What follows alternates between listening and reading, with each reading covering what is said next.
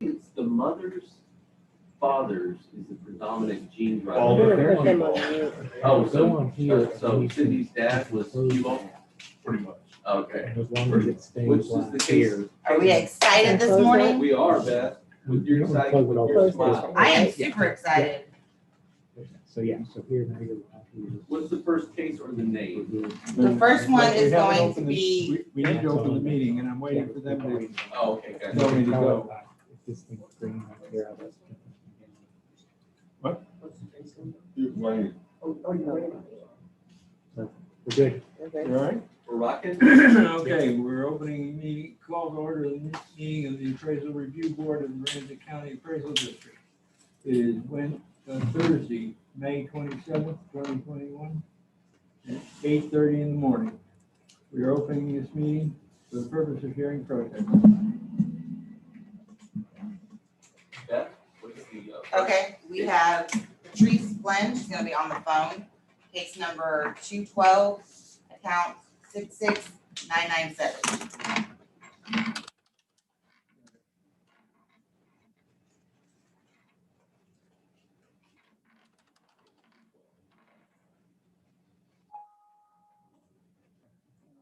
As you're ready, all right?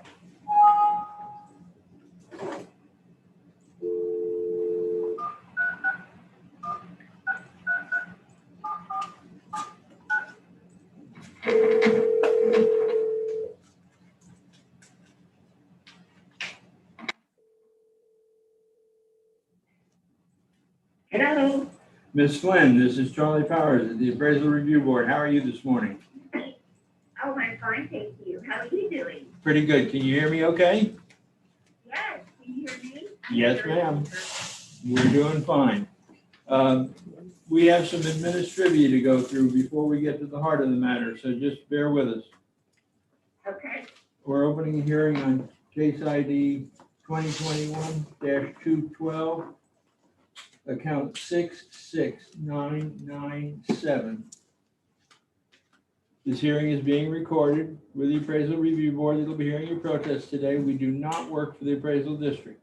We are appointed to perform an independent review of your protest. The Comptroller's Office provides an electronic survey for you to offer feedback about your experience today. They may be accessed at the Appraisal District Office or online at surveymonkey.com/r/survey-ARB. The survey is voluntary. You also have the right to appeal our decision. Appeal information will be provided to you with our determination. That will be a letter that you'll receive after this hearing. In accordance with Tax Code Section 4145H, all written material that has not been provided must be provided at this time. Do we have all your evidence? yes, except when I received your evidence, I did some more research to add to what I was gonna say. It just clarifies it more, is all it is. All right, that's okay. The ARB members who are considering the protest have not communicated with anyone about the protest and are signing an affidavit to that effect. I'll begin with I, Charles Powers, do solemnly swear that I have not communicated with another person in violation of Tax Code Section 41.66F. I, Robert Dayton, do solemnly swear that I have not communicated with another person in violation of Tax Code Section 41.66F.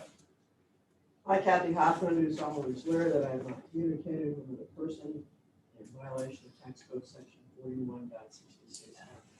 I, Bill Duck, do solemnly swear that I have not communicated with another person in violation of Tax Code Section 41.66F.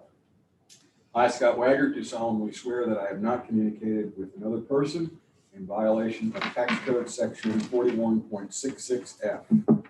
All testimony from all witnesses must be given under oath. Ms. Flynn, I am assuming that you are under oath for the duration of this hearing as a result of you signing the affidavit. Do you understand? Yes, I do. Thank you, ma'am. Are you a licensed appraiser in the state? Oh, I'm sorry, Mike?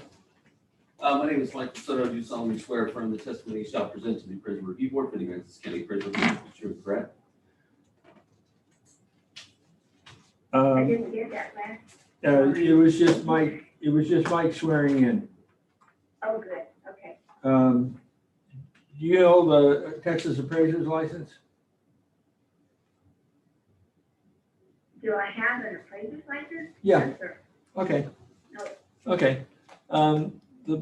Do you have the page called hearing procedure times handy? Let's see, where is it? It's a page with 4 columns on it, right? You got it? It isn't, but I'm not looking at it, but go ahead. What is it? It's the hearing procedure times. Yes, Okay. Now, I'm looking to it. you get to Go choose, ahead. you get to choose whether you go first or Mike goes first. Which would you prefer? Okay, I prefer to go first. Okay, you have 5 minutes to state your case. Okay. Well, I am Patrice Flynn. I'm 59 years old and single, and I'm on a fixed income. I moved to Rockport last October and bought this house. It's my first house to buy to retire, close to my sister that lives here. I have not made any improvements or upgrades on it, and it is my homestead, and as I'm a senior also. It has been raised 27.22% instead of only 10%. So I feel like that is very unfair. It's unequal compared to the surrounding properties by the square footage. Not just my neighbors, but also the ones that sold this past year. I looked those up, and they all have lower square foot amount than mine. Mine comes out to $189.97 a square foot. This is for 2021 coming up. And it went up from $173.35. I enjoy Rockport. I love it. I'm just surprised that this is happening. I am on a fixed income, so that is presenting a problem to me. I'd like to stay here and be an asset to the community, hopefully. Since I retired from the law office, I was with them in Portland, lived there for 30 years nearby. I feel like the appraised value coming up for 2021 is $16,930 higher than last year. I feel that is way too much in one lump. And all the other houses I've seen on the comp that I picked up information from you all that you're using are lower on the values per square foot than mine. And or either that or the house is newer, which did make their square foot worth more. Mine was built in 2011, and that's what I was going on when I was looking at all these comps. So I'm very concerned about this as to if I can stay here. I was so looking forward to retiring here. I was raised as a child from San Antonio, coming here, for vacation, and I just love Rockport. But I feel like this is not good. I'm very concerned about it. So I hope you will look at this for me and keep it low, as I am a senior and just starting out in retirement. And I thank you for your time. Go ahead. Have I finished my minutes? Well, you still have 2 minutes left. If you have anything else to say, you'll have more time later too. Okay, go ahead. Okay, thank you. All right, Mike, you have 2 minutes for cross-examination and then 5 minutes for your presentation. Yes, ma'am. Hi, Ms. Flynn. This is Mike Soto from the Appraisal District. I just have a couple of questions. I just want to make sure that you're protesting market value and equity. Is that right? Yes, from what I can understand, I'm protesting by the square foot. That's what I'm going on. Okay. And go ahead. Yeah, that's okay. That's good. I just wanted to have an understanding. So I'm going to ask you a question. Do you think that your recent purchase has any influence on market value? It possibly could have, because I did have to pay full price because it was the third contract that I had put on a property over here in Rockport. and they were going so fast, like wildfire, like it is all over the country, that I lost the first 2 contracts because I didn't offer full price. So on the third one, I paid full price and they were asking $195,000. So I went ahead and did it, but so I could get over here. I was also on a time limit because I was moving from the apartment and I had a certain day I had to be out, you know. Anyway, Sure, that's all really good information. So you really made several of my points that, that market value is directly influenced by the subject property sale. I just want to verify that you paid $195,000 for the subject. yes, Okay, and we currently have a valuation of $193,580. So you still think that's too high?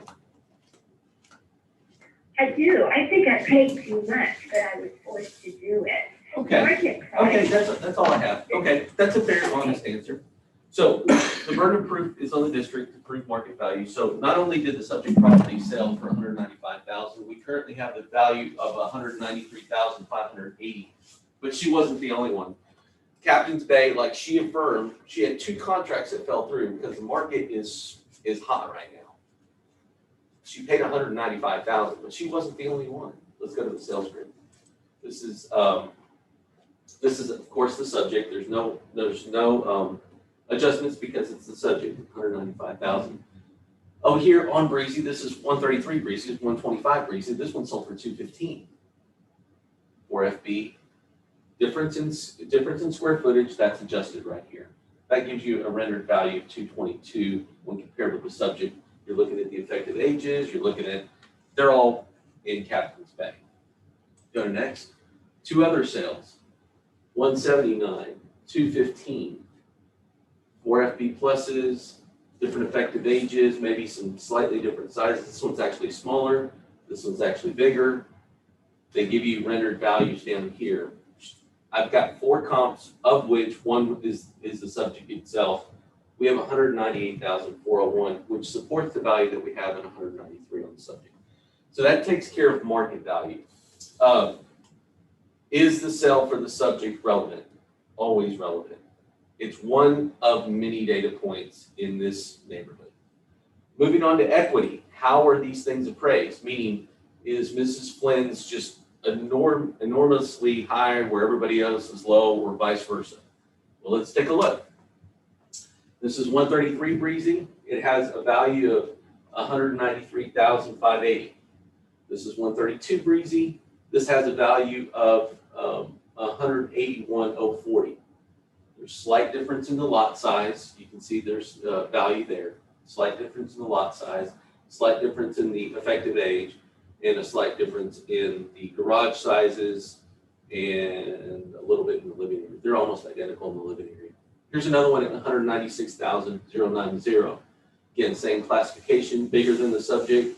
Again, the subject has a little more land than this one, so there's an adjustment there. This one equates out to 200,000. First one was the 194. The last one that we have is appraised at 196,980. You can see that it has, again, it's a little bit bigger than the subject, a little bit older than the subject. The land is a little bit different than the subject right here. But again, it equates out to, when appropriately adjusted, comes out to 204. The value that we have on these other properties is the median value is 200,000, which supports the value that we have in the subject. I'd like to go on in the sales ratio. This is really important as well. Well, go back. This was just the listing. This is a recent sale, of course. Continue on. So if you look, this is, where did we pull from? We pulled from Captain's Bay. This is just Captain's Bay sales, okay? And just go all the way to the end. This is all the sales in Captain's Bay that we have. Again, subject property owner indicated, hey, my first 2 contracts fell through. I don't know if they were in different places. The market's hot all over the place. We're at 101 overall. So, I mean, we're right at 100% here, 101%. So we're in good shape. That's what we have for market value and equity. Okay. Patrice, you have 2 minutes for cross-examination of Mike's presentation, and then another 2 minutes for rebuttal if you need them. I'm just concerned that I just moved over here and I was so happy and then I get a tax appraiser. And I'm shocked. I'm just shocked. Now, I know San Francisco County's been going up and up for years. And I was pleased to get out of there and come over to Aransas County. And here we're doing it all over again over here. And I'm facing the same thing. It's very frustrating. I know the mortgages all over the country are real high and things are changing quickly, but that doesn't have anything to do with my pocketbook. I cannot change my income. I mean, as far as I'm on a fixed income, so that I don't feel like it's fair to raise it so high. 10% is what homestead's supposed to be, and this was 27%, 0.22 in raising it. I'm concerned that this might happen every year. I'm not sure what I'm going to have to do to stay here, or if I'm going to have to sell the house and move. But I love it in Rockport. It's a wonderful place to live. And of course, being closer to my family is important. My sister's 74 and I'm 69, and she has some family here in town. I can't change the market prices doing what they're doing. It's not my fault. It's not, there's nothing I can do about it. But it's not fair to raise the taxes because that's going on. I'm through. Okay. All right. Thank you. Mike, you got 2 minute rebuttal if you need it. Yeah, and Ms. Flynn brought up some things about, 27% or, having concerns about being on a fixed income. Those are all valid concerns for anybody that owns property here in Aransas County. The first thing I want to say is that this property from last year did not increase 27%. It was 176,000 and change last year. It was 195 this year. That's due to market-driven forces, which we proved up there. That represents about 8%, 8.2%. If you look at the change on your actual grid here, it says that the change is 16,000. It's almost 17,000. So it's not a 27% change. So I don't know if she's comparing to an old bill that somebody had. Maybe they were frozen at some point. And the other thing I want to tell Ms. Flynn is that, this is the first, you didn't own it on January 1 of 2020, but you own it on January 1 of 2021. And so you've established it as your homestead. And so that 10% cap that you're thinking about will be in place here going forward. Furthermore, you have a freeze that's going to be in place because you're over 65. And so the freeze will get set over the next 2 years. It will take the lower of the two numbers, and that will be a freeze in perpetuity, with the exception of the navigation district. So, you're concerned about being on the fixed income, hopefully will be, mitigated by that information. What I'd like to say, in summary is that, the burden of proof lies with the district. Market value and equity, I pulled the best comp that I can. The subject is infinitely relevant to the subject market value, but she wasn't even the only one. There was other sales in there that supported that value. Secondly, she's if you look at the comp equity grid, she's not being overappraised. And then further information on that, if you look at the sales ratio report, you were at like 101 in that entire subject. So that's what I got.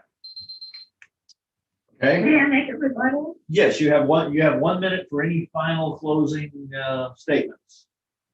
Okay, I just wanted to mention, I got that 27% off of the 2021 notice of appraised value. It is on the bottom of the page. It says the difference between the appraised value from 2016 and the 2021 appraised value is 27.44%. That's on that document that was sent, that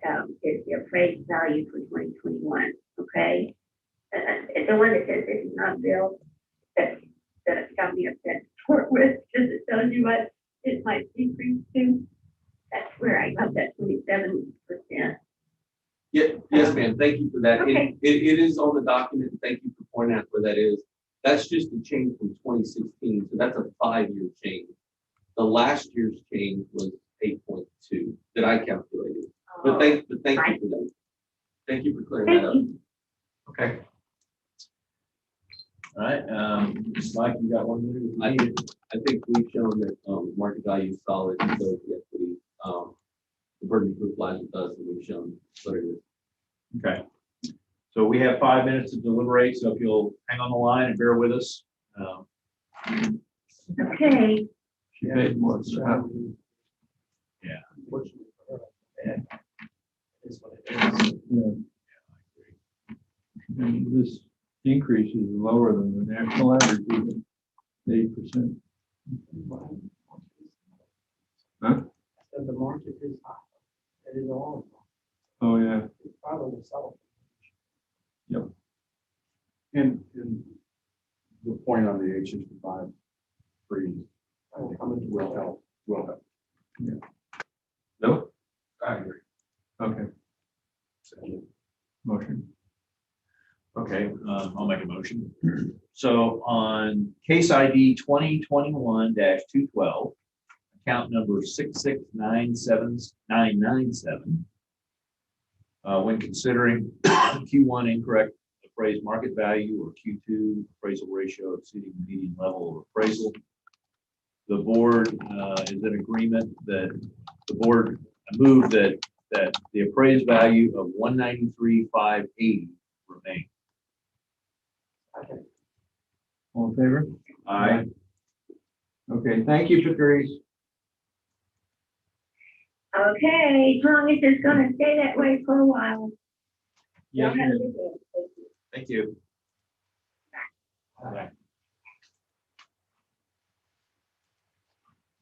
Yeah, I don't think she grasped the thing on the tax freeze. Yeah, and I think she did. it's a hard thing to, it's hard. Most people don't even understand, like I didn't understand until I worked here. It's a 2-year period. It does a 2-year test. So it takes a year. So this year will be from first year to, it's her first year home year. And then it looks at the levy in each of the, like, let's say this is 1,000, this is 500, this is 250, whatever these levies are. And then it looks at next year. And let's say for whatever reason, the rate was down, and this is 970, this is 467, this is, 228. It's going to take year 2, and it's going to freeze down. Yeah. So it does a test to see who's lower in a 2-year test, but it's always relevant to the property that the person owns whenever they first apply for the over 65. Or it takes a second year to get that initial freeze set. And a lot of people, you pay the lower of the two. It doesn't test, and you pay the lower of the two. But then secondarily to that, if a person moves, they just transfer the freeze. We kind of talked about that before. Yeah. And that's, you transfer that freeze, and that's based on a calculation of what they do pay as opposed to what they would have paid. And so a lot of people don't know this, but it's always advantageous when you own a property after the age of 65. You want your value to go up because you were already frozen, and you want that delta, because the next time you move, you want the percentage to be low. You don't want to pay 100% of the taxes. You want to pay something less. You don't want percentage. And it's really hard to follow. It's really hard. Mr. Foster? Good morning. Good morning.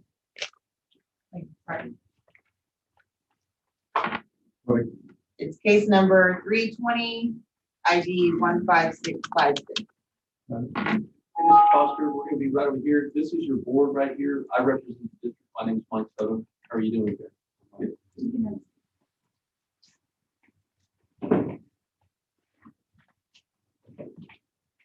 Mr. Foster, we have some administrative to go through before we get to the heart of the matter.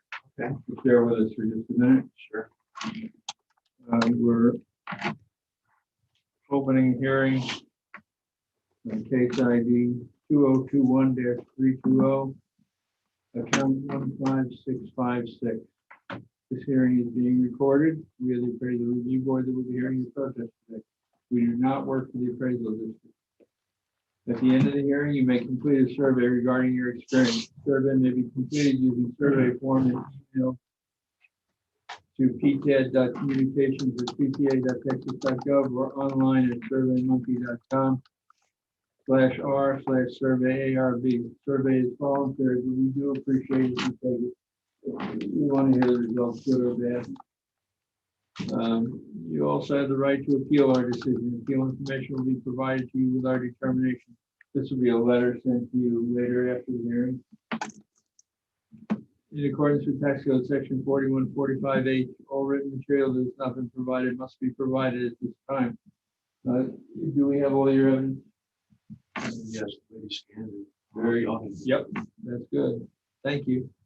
ARB members are considering protest is not communicated with anyone about the protest and are signing an affidavit to that effect. And I'll begin with I, Charles Powers, solemnly swear that I have not communicated with another person in violation of tax code section 41.66F.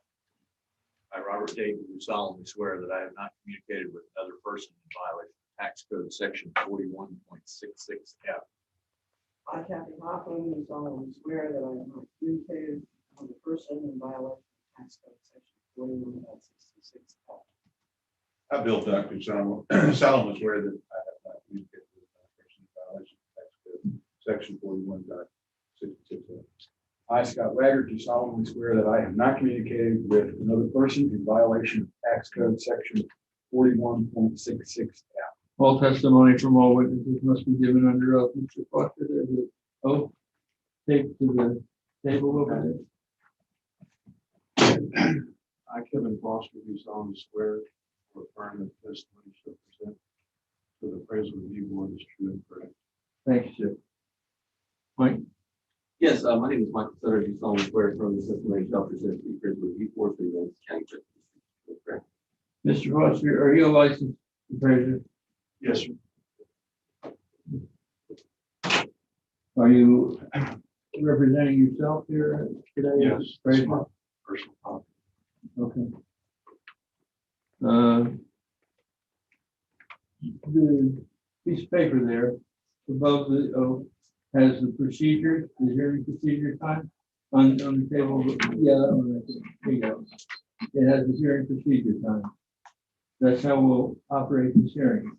Now, you have a choice, whether you go first or whether Mike goes first.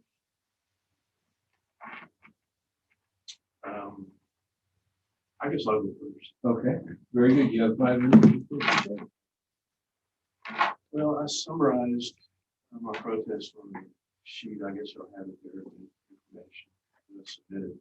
I'd really like to start with the land first. My lot on Dead Ends Drive in front of Scopono Bay. And y'all are showing it as the original plat shows. It's 60 by 200-foot lot, 12,000 square feet. But actually the north 20 feet of it or so is in Scopono Bay. It's beyond the bulkhead. So I want to try to get that taken off the land area. I've got a survey in my information packet, which is dated in 2017. I've also got a T47 signed by the seller. That will close that nothing's changed as far as the bulkhead location there. So that's really the only thing I have with the land. The unit value, I think it's 15 square foot. I can live with that, but the area, the lot area should be reduced. As far as the improvements, I was looking at a couple of appraisal cards, including mine. It looks like they're making 140% neighborhood adjustment factor, or applying that to the depreciated cost of the improvements. And this 140% looks to be the same in Pocono Ridge as it is in Pocono Campsites, which I'm. Pocono Campsite was platted in 1958. And it's just kind of a mixed bag. I don't know if y'all are familiar with it, but I've got, there's mobile homes, RVs, there's some nice RVs, there's some older houses. I took two pictures of 2 mobile homes that are across the street from my place. It's the last photo that I submitted in a group of photos. That's an example of a couple of properties on Dead Ends Drive, which are in this subdivision. I don't feel like 140% apply to Coconut Ridge should also apply to Coconut campsites. I think there's got to be a little bit of difference. Personally, I think it's inferior. There's no way you can get away with that in Coconut Ridge. I just think better location would be more desirable for somebody in Coconut campsites. So one of my arguments is the 140%. I don't think it should apply to Coconut campsites. And you want to scroll back to the pictures of my house. I wanted to talk about it. I think y'all have a class 5 right now. But this house, as you can see in the pictures, is very simple. Just a simple box design, a 30 by 40 box, 1,200 square feet. The house was built in 65. It was rebuilt after the storm. But the foundation, the framework and all was 1965. All the porch slabs, everything. All the old electrical. They added a little bit of electrical to it when they rebuilt it, but the majority of it is original. They redid most of the plumbing. It's all pretty new.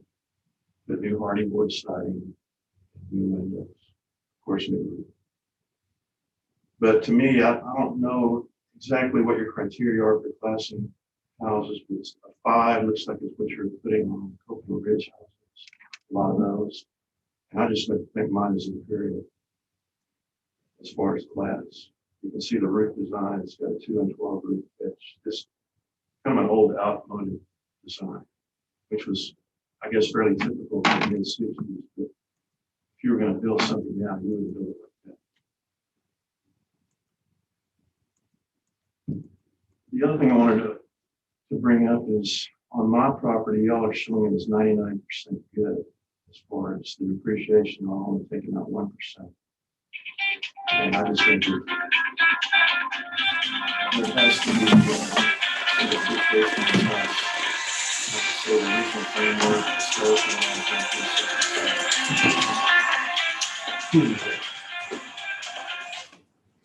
Plus the outmoded design and the old design of the property. Yes. The 99% good, I don't agree with that. Okay, great. Thank you very much. Yeah, thank you very much. Should I wait for him to return? Yeah, sure. We'll allow you more time. I mean, they'll allow you more time. So I'm probably about out of time already. Oh, yeah. With my watch. Oh, boss, but we'll wait for I Charlie. got quite a bit to get in 5 minutes. Okay.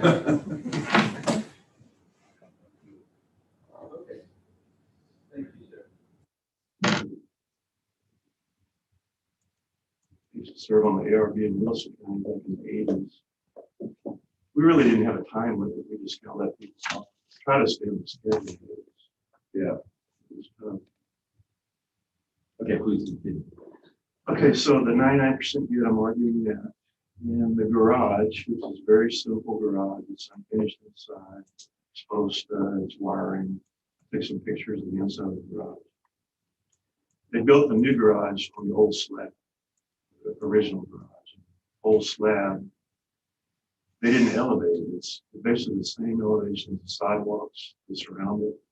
So when it rains, water just runs into the garage through the thresholds and under the bottom plate. The old slab wasn't level, so they had to scab some 2x4s on top of the studs to make the top plate right, in order to make it look right. So the garage to me is not a class 5. I just don't think, especially qualifies as 5. Next thing I want to bring up is the flat roof. I looked on my appraisal card and y'all have $31,000 as a change on my 2,264 square feet of concrete, which would be from the house out to the bucket. Now put some pictures of the concrete in there. I counted at least 5 different pours in this concrete, and none of it is professionally finished or built. You can see the old sidewalk, which is original. We just kind of poured up next to it, put it up next to it. That picture's real grainy, but they didn't inform there was a couple of palm trees. It was kind of rough, finished around those. There's 4x4s that they cut off. And instead of cutting them off flush with the slab, they let me sticking up about 1/2 inch to 3/4. And as you can tell, it just, the whole quality of it's just not good. Okay. You'll have some more time later. Mike, you got 4 minutes in for cross-examination. Sure. Then your 5 minutes for presentation. Right. So I guess the question that I have is, obviously you're knowledgeable about not only your transaction, but you're an appraiser, so you have some sense of, you actually say, I have a good feel for the value. And you paid $395. Talking to me, you're not talking to the board. What do you think your house is worth? I think it's from that 325 to 350. So as a licensed appraiser, you said under oath that you overpaid by $70,000 for the subject property? Because As much as $70,000. I don't believe that property was sold to anyone else. was it on the open market? Like, it was exposed to the open market because it was realtor. So it was exposed to the open market, so it was exposed to market forces. But you've answered the question. So you believe that you overpaid. I mean, you're under oath saying, like, you think it's in that 3.5 range. I think that'd be on the low end. I think there's always a range. Yeah. I think 325 to 350. And if you look at the information. Yeah. Now let me ask you a question. Was this a cash purchase? Yes. Okay, so it was a cash purchase. So it wasn't subject to another appraisal from an unbiased appraiser, but it was on the open market, so it's exposed to all the market forces. Okay. If you paid $395 and there's things that you've indicated as far as like the what's wrong with the house, and then you've indicated, hey, I've only got this much of land to bulkhead, which I think that's, did you say it was 20 by 60? Is that right? It's 20 on one side and 17.8 on the other end. So you calculated what was the amount you calculated? My calculator. We average those two numbers, 20 and 17.8.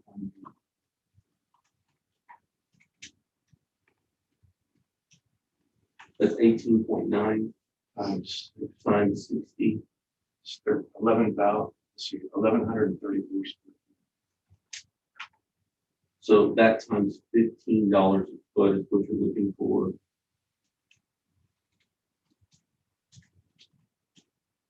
So that's $17,000 off of the land value. This is my cross time, right? Yes, you're into your presentation by about 30 seconds. Okay. So if that's taking away $17,000 from the land value, where do you attribute the rest of the value? Because you've already said that there's things wrong with your house. I'm trying to reconcile, because moving forward, regardless of what they decide today, I want your house to be properly appraised in the market. And in the marketplace, I'm going to show you that you're not the only sale. There's other sales in and about that subject property areas, immediate market neighborhood, that influence market value. So you're not the only one. I don't think you're totally misinformed, and I don't think you really overpaid. But that's just my opinion. I'm trying to attribute, did you, in your mind, because you have less number of units that you've indicated, 1,134 less units, you actually paid more per square foot for what you did? Or is it even, you're doubling down because you're saying the house isn't worth very much, so now you're even tripling more value to it? So I'm asking now the land value. If you didn't have a house, what do you think the land value is? I mean, it's got to be north of $15 a foot. Well, there was a lot that sold, and I don't know exactly what it sold for. It was like 3 lots down to the west end. I think it sold for 200,000. So I would think my lots were 200,000. There you go. Good. But the overall value, That's all. That's let me go into my presentation. The burden of proof is obviously only appraisal district to prove market value. The subject property sale is always relevant to the subject. It's not the only marker of value, it is one of the markers of value. The subject property was exposed to the market, so it was exposed to all market forces. This subject property owner has indicated that he was an overwhelming buyer rather because he wanted to be here. So do 10,000 other people. I mean, that's what the market is. You read my information. There was special circumstances for why I had to have this property and my wife to live with it. That's because we're two sisters. This is my honest. Yeah, this is yeah. Yeah, you're saying you're overwhelming buyer. You testified to that. That was the so they go on. All right, but it was exposed to all market forces. So the subject property owner wasn't the only one. There was everybody else that said, "Hey, I want a shot at that thing." Okay. This one, we do have the factors. These are above and beyond any kind of any kind of value that we have for the structure. It's just market value forces that are telling us it doesn't matter how old that thing is or what it is. We think that all of this area has to be moved up because land value can be proved with this, but everything left is just attributable to market forces. Go to next. I'm gonna have to try to fly through this pretty quick. Go back one. This is subject property area. It is Dead Ends Drive, and Coconut Ridge continues on to the west out here. There's the subject right there. Next.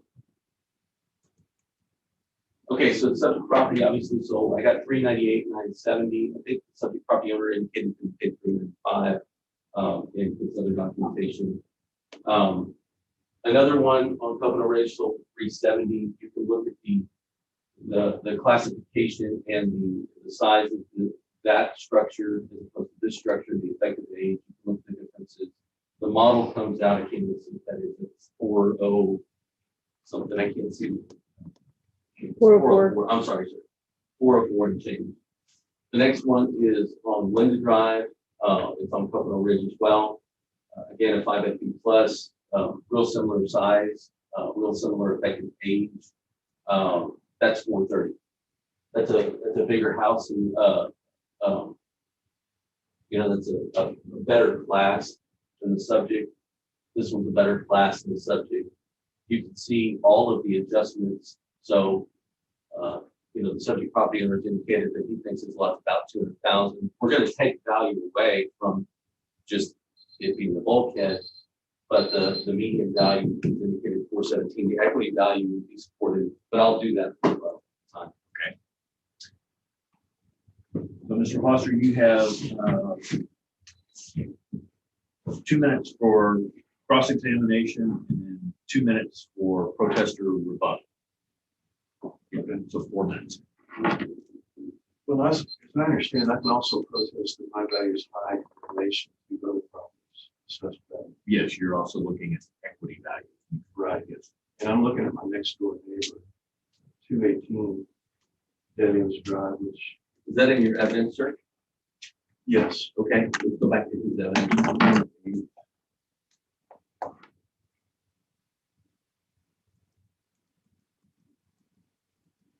You've got his lot size. You made a big lot adjustment. I was looking at the grid that you made, the equity grid, that you compared my property to this 218 Dead Ends Drive. Which 218 Dead Ends Drive, after adjustments, indicated a value of 368,000. Those are your figures. But there's some adjustments on there that I question. I think you have my house class 2 classes higher than 218, which they're both simple wood frame houses. They're both boxes. You have a pretty high effective age on my neighbor's property, where you have essentially 0 on my property, 1% appreciation. 2 garages are pretty similar. Mine's valued at $18,440, and his is valued at $25,990. And of course, you made a big flat work adjustment, $31,000, comparing my property to his. So those adjustments were all seem to be not out of line. What I would make, but even with the adjustments you made, this property indicates mine should be assessed at 360.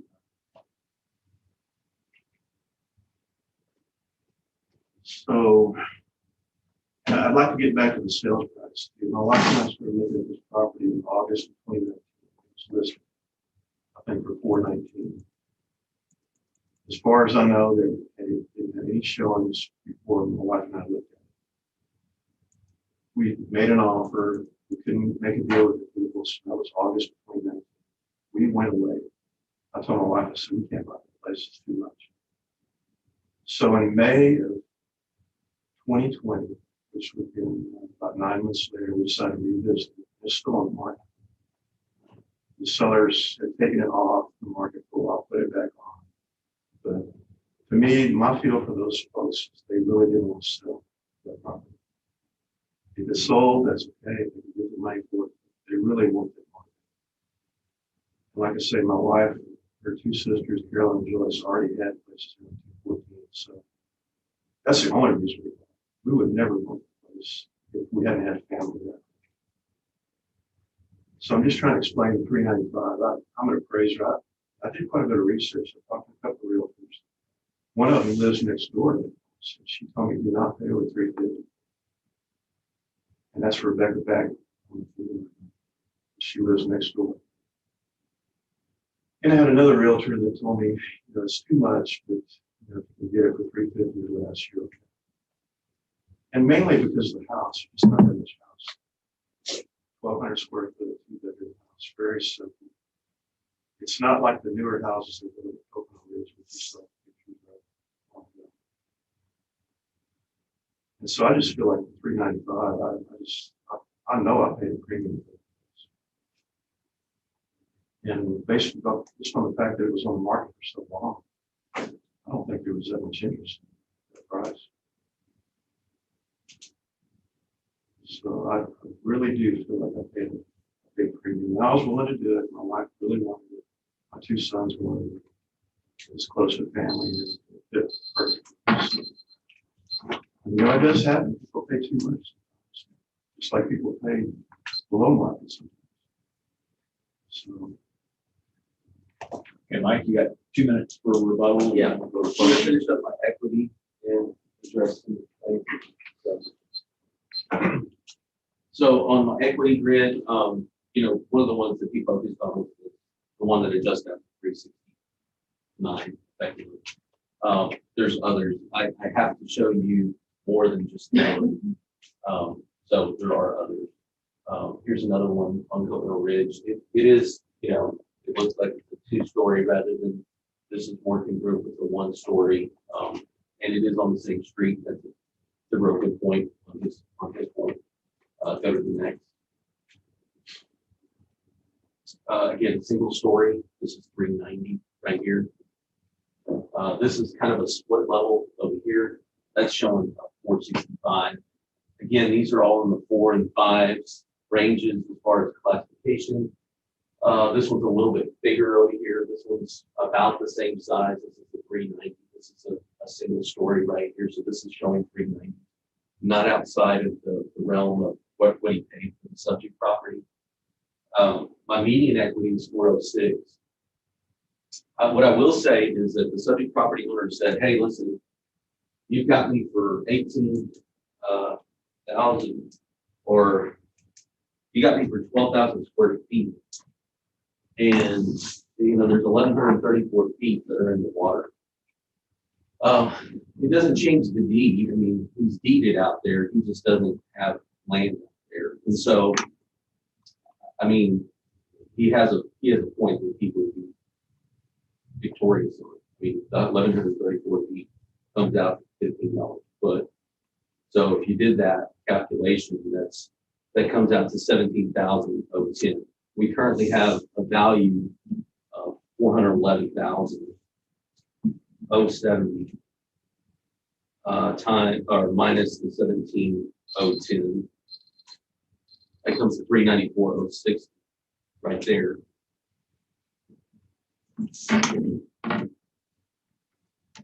Okay. Mr. Foster, you got 1 minute for closing. Any final thoughts? Or? Yeah, I've got the best concrete flat work. I attached the proposal from the contract to build flat work, brand new at $550 a square foot labor materials.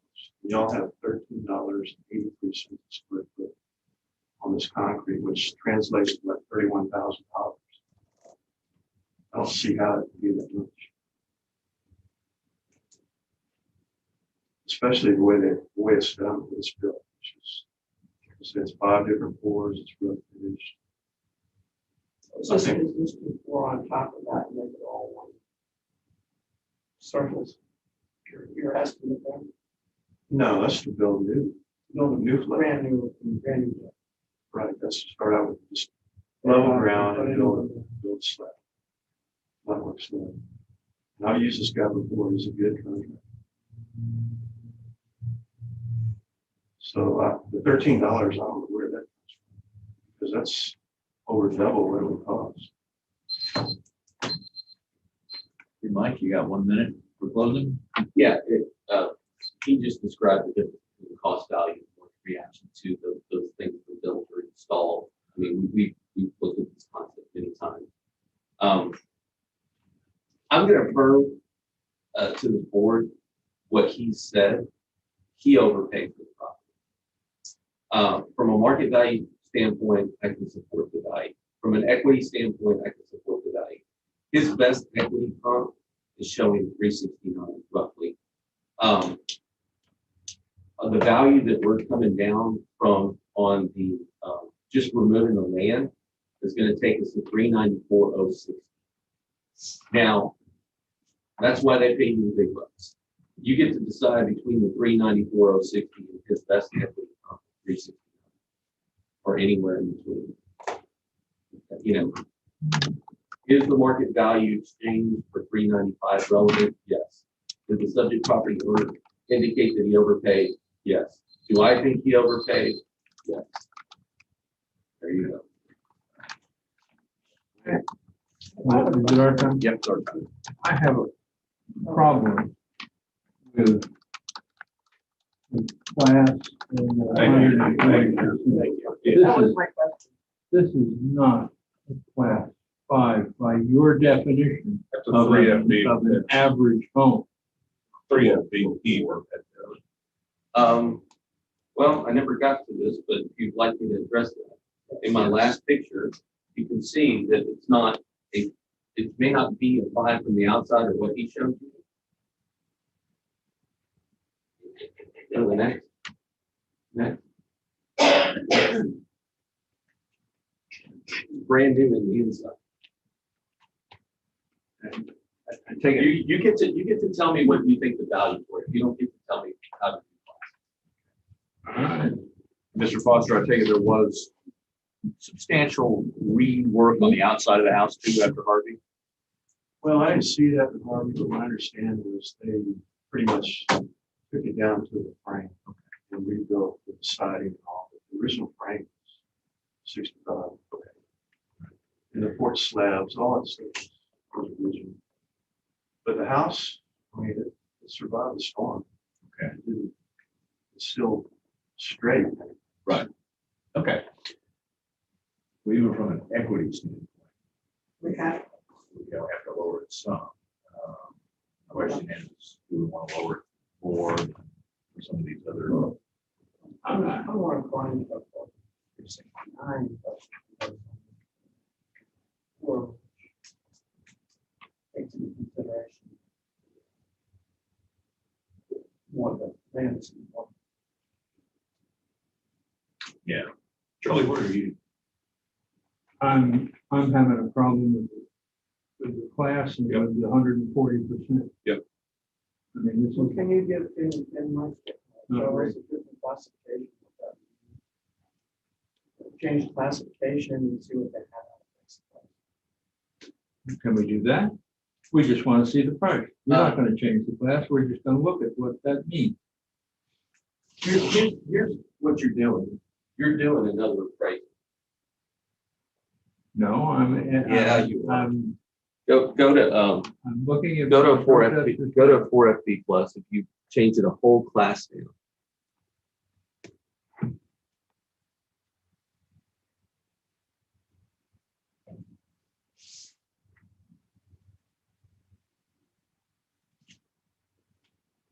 Or FB plus.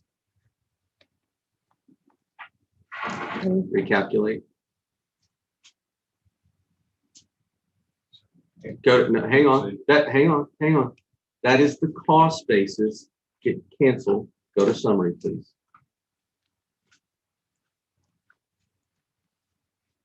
What is that number? So that's 398,620. That goes to a 4FB plus. And then you take then you take the land. He talked about the land. That's 17,010 is what he indicated. I mean, You're down to 381 roughly. And actually 383. Where do you see that? I'm sorry, I'm having 381. market value. 398, appraised value there with the class change is 398,620. And if you take another 17,000 off that, you're roughly at 381,620. 381,620. And that's probably, That's my number. Yeah. That's fine. Can I say one thing? Yeah. What about the 99% house discount? Design, the fact that it was built in 65. Yeah, all the comps 50 were years, 50 years old or 90, All the 99. All the companies.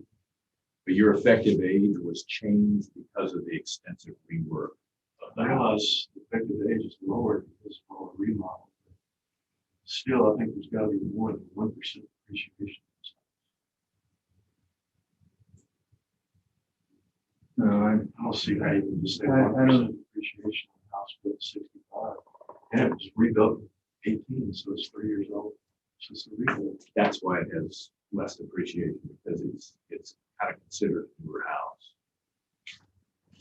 I can live with that. I have a problem with that. 381,620 is my number. Go for that. This is 40%. let's let's get through this. Neighborhood adjustment. Sir, Mr. Foster and board members, the subject property owner has brought information about like the size of the lot. I'd like to show you that I'm making that change as well. Okay. So essentially, he is still deeded the 12,000. But if you look at that, if we were to like do it by percentage, because I could throw a percentage on that, that represents 1134 divided by the 12,000. That comes to 9. Let's put 10% on that. So if we put 90% on that, that's like a 10. You put a 10% adjustment. Just a adjustment. Throw 90% and say, and then description, put 10% in water. And it's going to round to some number, hopefully north of a number that's 17,000. What is that? 162. So it's like closer to 18,000. Yeah, that's 18,000. So I've adjusted the land. I just wanted you to see that new value is 380. 380,620. 380,620. And then you should address Mr. Foster's last point. It's to you. You're in the delivery. Yeah, we did, I think. Oh, Yeah, Robert entered. And you like to say 140%. I can't deal with 140%. I don't know enough about There's this. got to be a difference between dead ends out and Coconut Ridge. I can't see comparing the Blue Ridge at all. I can't.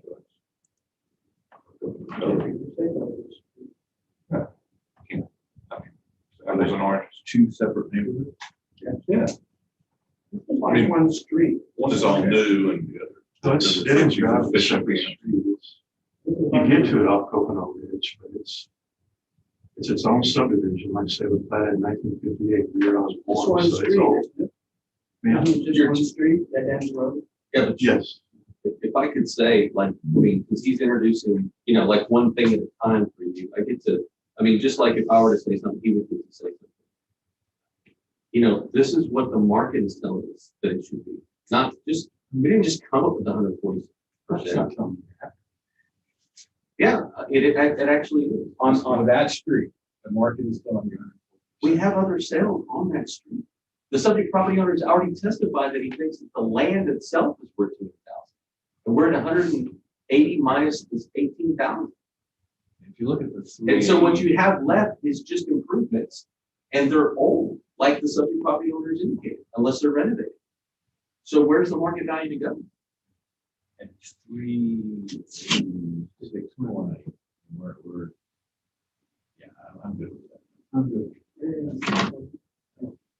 That's the best I can do. We're taking into consideration when we discuss Yeah. I have left the class for a C plus. That's less than last year. So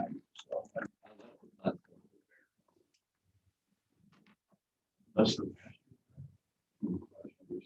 280. Oh, sorry, no, 280. It was 206 when we first looked at this place. Well, now, 386.20. Okay, I'm fine with that. You good with that? No, what do you, I'm 360, 80.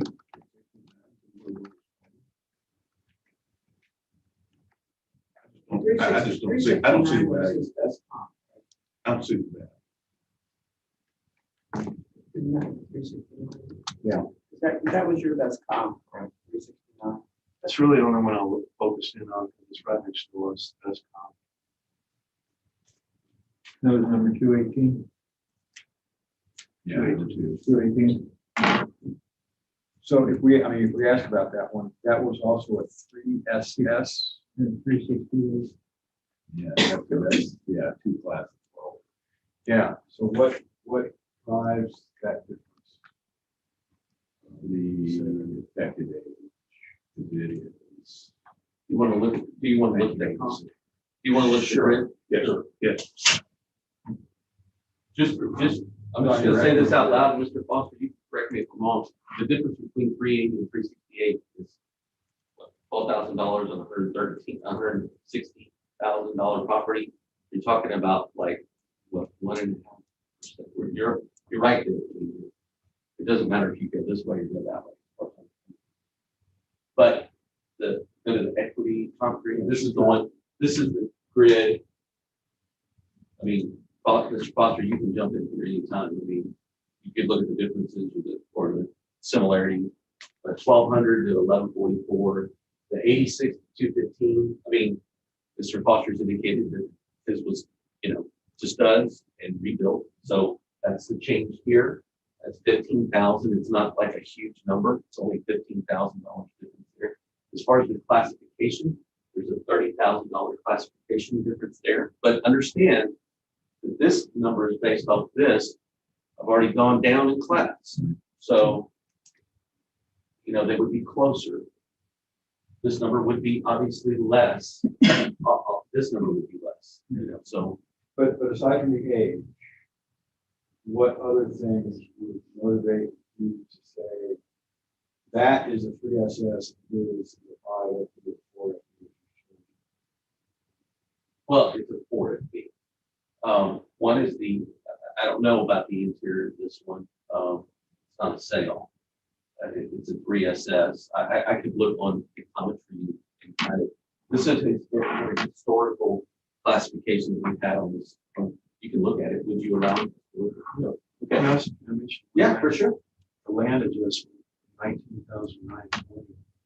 That should go to 0 because the lots would be the same once you adjust it for the submerged portion. And I've removed, that's why I showed you, I stopped everybody, and remember I took the 180 down to 162 and change. If you take the 19,920 off, it's going to show an indicated value of about. Okay, but that's one, again, now you're getting into just looking at the one comp, and now I'm looking at only having to support a median. So you're picking at me at this point. I'm trying to be honest, I'm trying to be open with you. But you're an appraiser, you know this. Let's look at what the question was, which is what mitigates between a 4 and a 3 essentially is what we're talking about. So let's look at pictometry. And I asked his permission. So this is the subject. And I guess this is the one we're having here. I can't tell. I mean, maybe another angle. And it could just be the inherent quality on the inside of it when it was redone. I mean, those are factors as well. You can't tell. They're both pretty low pitch roofs. One is essentially redone. And that's the difference that you have right there. They're very similar. That this and this right here. 375. This 15, 16. Oh, is it this one right here? No, that one is, I didn't present that one. Okay. They'll have 21,000. Okay. Gentlemen, Oh, we have an end. Go ahead. We have a press on. 375? Yeah. Compromise? So we make a motion on case ID 2021-320, account number 1556. When considering incorrect market value, Q1 or Q2 appraisal, correct appraisal ratio. The board motion is to reduce the current appraised value from $411,070 to $375,000. All in favor? Aye. Mr. Grosser, you Yes, have sir. the answer. Well, thank you for your consideration. I apologize for my phone going off in the early, but we get to the high salary. But I do have a life. Just like $30. No, I think it's, to me, it's still a bit high, but I can live with it. So I think the 140%, next year appraisal, I think that needs to be looked at. Pocono raises 140%, then it's drive has 120, 125, something less. yeah, There's just not enough sales. to Yeah, justify it. and you know this, and we're talking in generalities now, the board doesn't have to be involved in the discussion at all. But you know this, the requisite improvements that you have in a neighborhood affects the market reaction to it. So if you have more over here, like let's say this is Pocono Ridge, and you have inherently less over here, meaning less flats or whatever. But the market is driving and competing for this at higher levels than they are that, just because of the price point. Then you have to look at the requisite, what are they paying for? They're actually paying more for this older, less class thing than they are for this. The delta's different. The way it's working out in the map. So this one and another one. No. That's the point. No, you're good. I was just letting you know. And furthermore, warned me. like, Okay. if I consider that it's not $15 a foot, it's really $66 a foot, that's where I'm gonna be next. Like the land value is going up. And I'm gonna use your budget to raise the land value. You know, that's gonna be a marker because of your alternate argument, like, hey, this thing. Okay. I'm going to shoot myself in the foot there, but the 200,000 is here, so I don't know if they actually. No, but what we proved today is that you said, oh, I don't have this many square feet, 12,000 square feet, I have 1,100 square feet less than that, but I still paid whatever. So I've got to, that value has to go somewhere. Like if it's not an improvement, then it's in the land. And so, Well, I think probably overall, you're probably lower. yeah, I think, like, and that's why I said, I asked you, like, because I like stuff during this time of year, stuff like this comes out, you know, and you're like, yeah, maybe it should go instead of like this, maybe it should go like this, you know, or something, you know, but the value's got to go somewhere. Well, I think you overpay. I don't care if you put $1 million in my place, as long as everybody is appraised the same way and respected. Yeah. And I It really appreciate doesn't that. do, as long as everything is fair and equitable. Yeah. Like I say, I don't care if you put 100,000 or $1 million. Okay, so I agree with everything. Yeah, for sure. Just like this guy that's got Mr. double Value. says 21,000. Yeah, That's been going on, you know, since March. that's what I thought. Yeah. Distribute I like mean, I'm having to pay all For these desert. taxes. Yeah, The 2 houses down, this guy's paying that. yeah. I need So to, that's, Static you know, or it's, Yes. that we do. it's hard to, it's hard for me, you can understand my position, It's you changing. know. The next thing I know, that whole thing, you know, like. I guess Well, this is an old double sorry, one, just you get, know, originally now I got have into to the do- value. It is what it is. But you brought up a really good point about the land value. You know, like that should probably go up. It should probably be a higher price per square foot, but equally, you know, like across the board for dead and struck. That's a good point. Oh, no. Thank you, Mr. All Butler. right. You know how to give her. But I agree, you overpaid for that one. And you got the white factor. You got the white factor that went Well, I on. know it, yeah, it had been for Charlotte, I would have never thought that place. You know where my last, well, all my houses have been purchased by my wife. One, because she walked into a certain room and go, this is the one. And she told me where we were going to live. I didn't ask. And she told me where we were going to live. You know, Oh, we couldn't buy it. During the 8-month period, she was going around, what are we gonna do this week? Just. And then, of course, yeah, so well, let's go back and see if we can have to make another run into the shows. yeah. She likes it. We think, her aunt bought a place, back in the sixties. The subdivision. I think they said one did. That's hilarious. You know, when So I, she's been coming down here since she was a girl. Since you've been through that with us. when we first moved here, 20 years. Trying to take 20 years ago. The first place we got out of here. That's the street. It was a 2-story rolling house. I think it got Going forward. Exactly.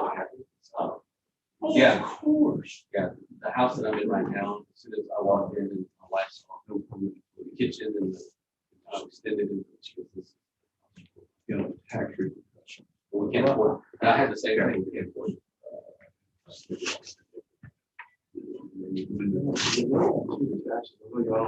There's so the rates, but sometimes taxes in this place will first start looking at what Yeah, right.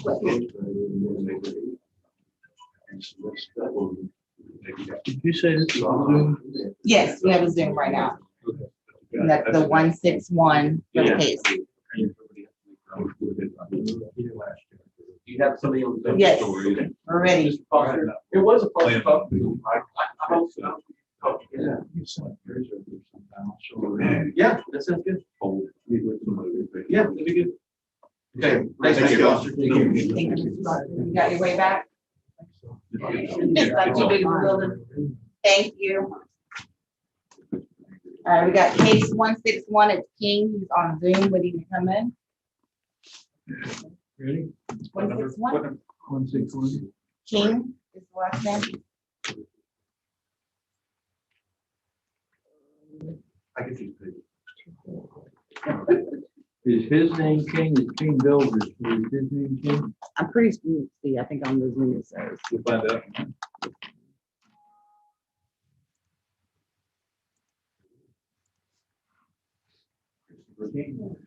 Yes. Okay, so where? Go back to the- Right there. No, wait a minute. Isn't it? Alexis. You ready? Alexis King. Okay. We'll see. They're in. Mr. King. Hello, Oh, looks there he is. Mr. King? Oh, they can hear us. Are they in there? It It says says connecting connecting to to audio. audio. He's connecting now. Okay, there he is. Well, he's there, but his audio is connecting, it looks like. Can you hear us, Mr. King? Still says connecting. He's buffing.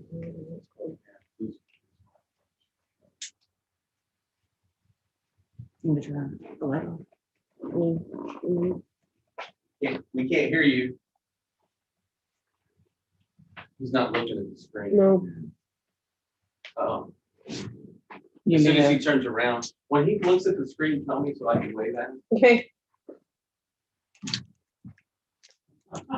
Wait, Do you want me to go call him? Yeah, wave anyway, Mike. And you-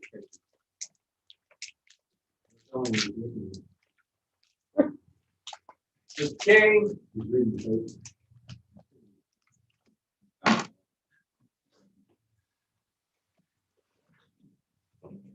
Just like Wayne. Yeah.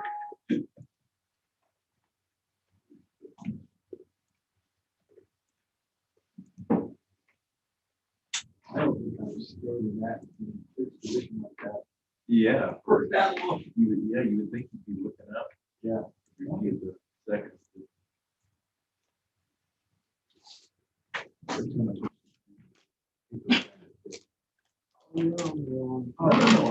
it going? Yeah, but sometimes and it just goes back, it went back to. Yeah. There he goes. Here we are. Mr. King, Hello? we can't hear you. Oh, I'm, There we go. All right, good. hello? Yeah, we can hear you go. now, Mr. King. Can you hear us? Yes, sorry, I was busy reading other stuff. Somebody from your office is calling me. Do you want me to answer that? No. No, Mr. King. This is All righty. Charlie Powers with the Appraisal Review Board. We have some administrative to go through before we get to the meat of the matter. If you would, just follow along with it. That's fine. Okay, we're opening a hearing on case ID 2021-161, account number 24858. This hearing is being recorded. We are the Appraisal Review Board that will be hearing your protest today. If you can see it, around the table is the Appraisal Review Board. To the right side of the screen is Mike, who represents the appraisal here. All righty. We are appointed to perform an independent review of your request. The Controller's Office provides an electronic survey for you to offer feedback about your experience today and may be accessed at the Appraisal District Office or online at surveymonkey.com/r/surveyarb. The survey is voluntary. You also have the right to appeal our decision. Appeal information will be provided to you with our determination. This will be a letter you receive with any new numbers after this meeting. In accordance with tax code section 4145H, all written material that has not been provided must be provided at this time. We have all your evidence. I was hoping y'all would provide the, I sent in whatever was requested to me by Val in your office, but all Okay. of that's great and everything, but you have it estimated higher than I paid. But we're not done with the governor's intro yet. Do whatever you want to do. I just want to make sure we have all your evidence that you intended to show. Yes. Okay, that's what I need to know. ARB members who are considering the protest have not communicated with anyone about the protest and are signing affidavits to that effect. I shall begin with I, Charles Powers, do solemnly swear that I have not communicated with another person in violation of tax code section 4166F. I, Robert Dayton, do solemnly swear that I have not communicated with another person in violation of tax code section 41.66F. I, Kathy Hoffman, do solemnly swear that I have not communicated with the person in violation of tax code 41.66. I, Bill Duck, do solemnly swear that I have not communicated with another person in violation of tax code section 41.66F. I, Scott Wagner, do solemnly swear that I have not communicated with another person in violation of tax code section 41.66F. All testimony from all witnesses must be given under oath. Mr. King, I am assuming that you are under oath for this meeting because you signed the affidavit. Understand. Very good, sir. Mike? My name is Mike Sawyer. I do solemnly swear affirm the testimony you shall present to the Appraisal Review Board for the Grand County Appraisal District is true and correct. Mr. King, do you hold a appraiser's license in the state of Texas? No. Okay. Do you have in front of you, or can you put your hands on a page that was in the documentation that was sent to you called hearing procedure time? I'm sure I probably did. That's fine, yes. I'll answer yes. Okay, well, we're gonna follow that procedure. And the first thing is you get to choose whether you go first or Mike goes first. Why don't y'all go first, please? Okay, Mike? Sure. The subject property is, one Luau Lane. I believe it was a recent sale this year. We have 312,000 on the subject. Or I'm sorry, 313, 740 on the subject.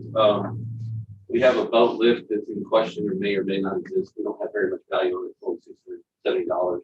The majority of the value is just in the land element. You can see that the number that we have for the exchange is 300,000. We currently have 313. Is the subject recent sale relevant to the subject property's market value? Of course, it always is. There's two things that are protested: market value and the people with other properties. So the very first one we're going to discuss is about market value. Market value, obviously, the subject sold.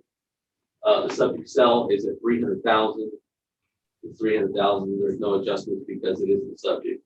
But he wasn't the only sale of land lots out there in Key Allegra. We don't have a whole bunch though. If you go back in time and try to find some, because there's not. It's an older subdivision. There's not very many on the market. But the one that we do have here, this one sold for 370,000 right here. This is on 13 Bahama Drive. Go to next. Oh, I'm sorry. Go back one. Oh, it sold twice.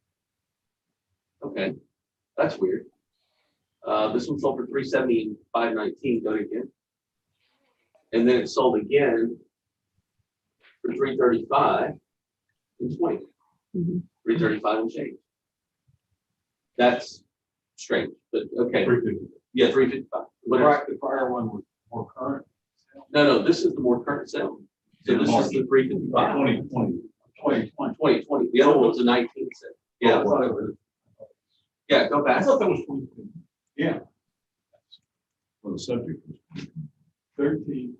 Oh, no, you're right. So this is a 19 sale for 370, but it's the same. If you go to comp 2 and comp 4, they're still 13 behind. 355, yeah. This other sale is an older sale as well. This is 359. But understand in both of those cases, the square footage is less in the subject property. The square footage of the subject is 7,600. These are 6,400. These are rectangular lots. This one's kind of a pie shape again here. The median value for the comp sales grid is 399. When you apply the square footage times the sale, it renders a price per square foot. You apply that price per square foot and it kicks out a price per square foot for the subject, and that value is 399, 914. For equity, what are other properties appraised for, like in and about the subject property street or right around the corner? Or here's one that we have on Sandpiper. It's 294. Again, the difference here is the square footage.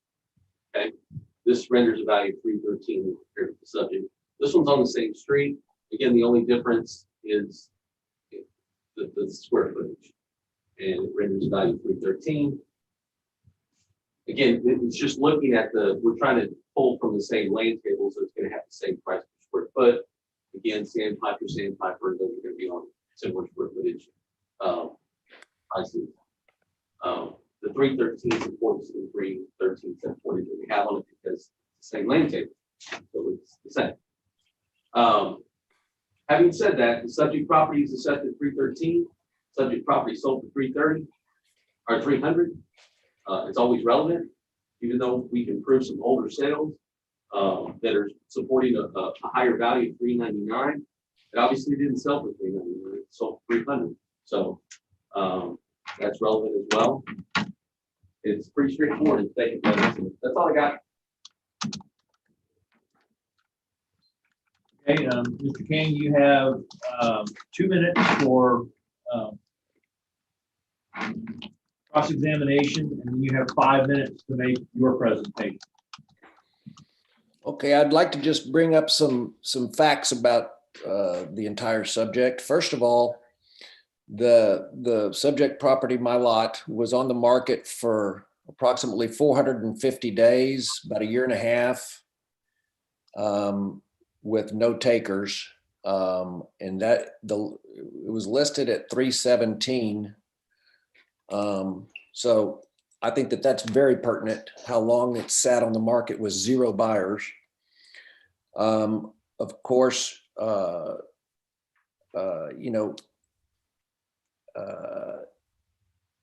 another thing is the odd shape of the lot in that odd pie shop makes it a lot harder and a lot more expensive to build on.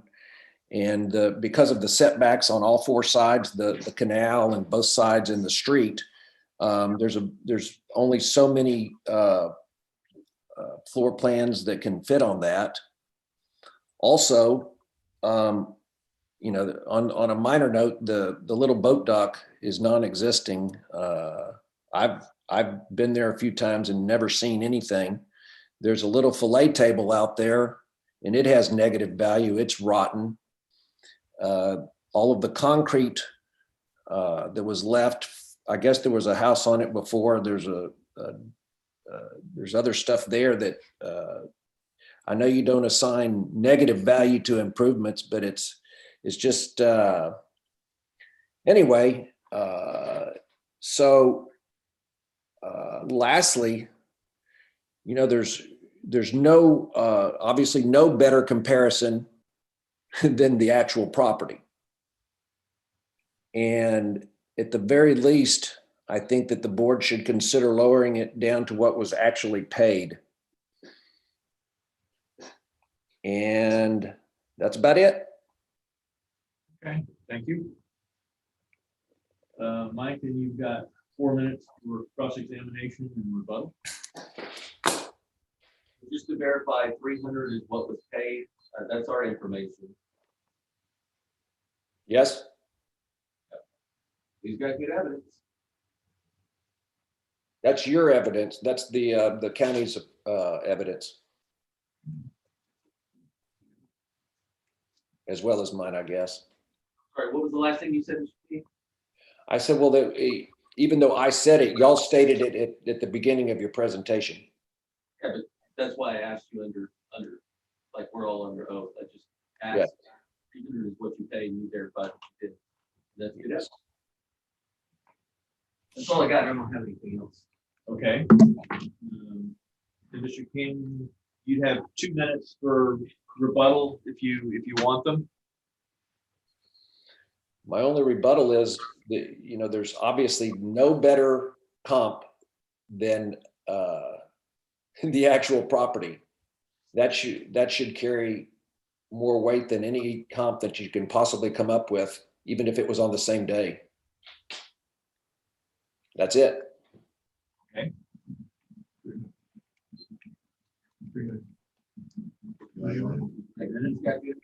Okay. It's been,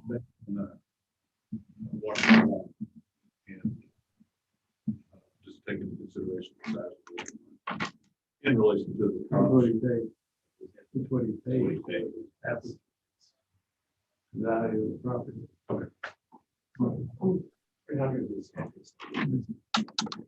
We've reached an agreement, Mr. King. If you want, you have 1 minute for closing to tell us anything else, but Okay. No, I have nothing else to say. I was just waiting for your decision.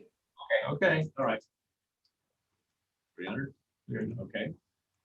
So I make a motion on case 2021-161, account number 24858, considering incorrect appraised market value and appraisal ratio exceeding the median level of an appraisal, that we lower the value of this lot from 313,740 down to 300,000 even. All in favor? Aye. Okay, Mr. King, All right, thank you. it's 300. Righty, are we done, gentlemen and ladies? Yes. Okay, thank y'all. Have a good day.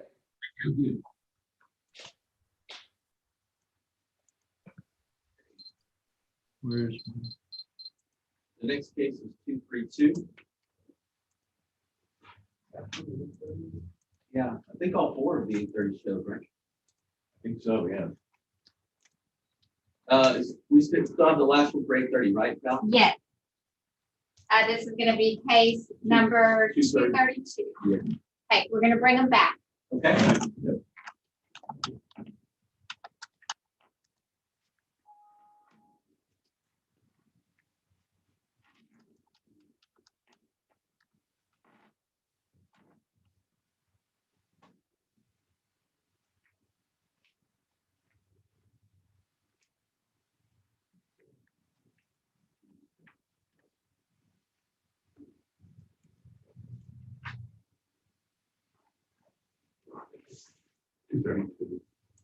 It's on that same page as. Sorry. It's easier.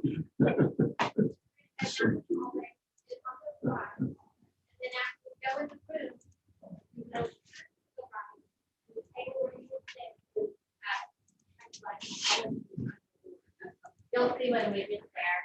Figure it out. Yeah.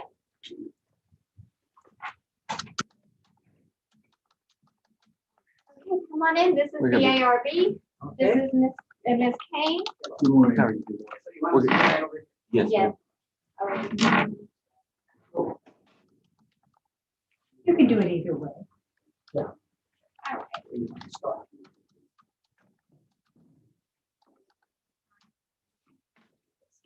All right. Morning.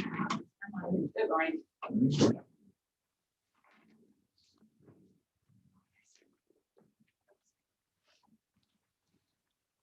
Okay. Mary, is it? Yeah, very quick. And you are He's my son, Jeff. Patrick. Okay. We'll get to swearing in. We have some news trivia to go through.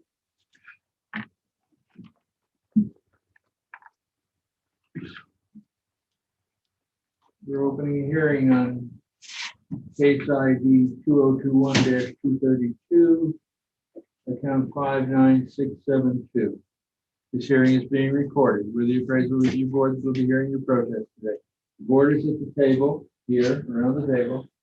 Mike represents the appraisal district. Right over here. We do not work for the appraisal district. We are appointed to perform an independent review of your protest. At the end of the hearing, you may complete a survey regarding your experience. The survey may be completed using the survey form and emailed to pcad.communications@cpa.texas.gov or online at surveymonkey.com/r/survey-arb. Survey is voluntary, but we do appreciate it to take. You also have the right to appeal our decision. Appeal information will be provided to you with our determination to be a letter not after. We'll tell you what the result was, but you'll know it already, but we'll put it in paper. In accordance with tax code 4145H, all written material that has not been provided must be provided at this time. We have all your evidence, right?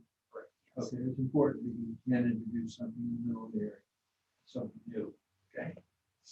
So on that point, so she did find that on the drive over, my mom mentioned there was a recent listing and sale for a property, so she was going to mention the value of that. Do you need us to give you the number, the property ID and sale on that before we start? Yes. Okay, and how do you want it? Just write it down. Okay. Yeah, can I get a piece of paper? Yes. There you go, Val.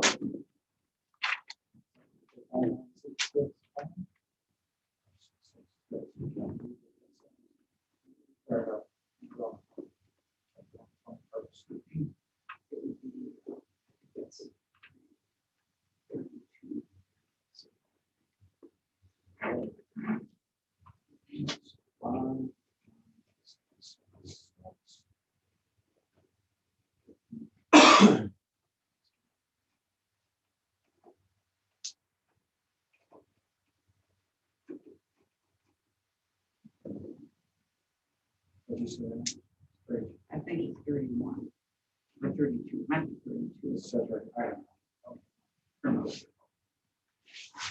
This is to be scanned in for Yes, evidence? Is please. that what we're doing? All right, thank you. Thank you, Patrick. The ARB members who are considering this protest have not communicated with anyone about the protest and are signing an affidavit to that effect. I'll begin with myself.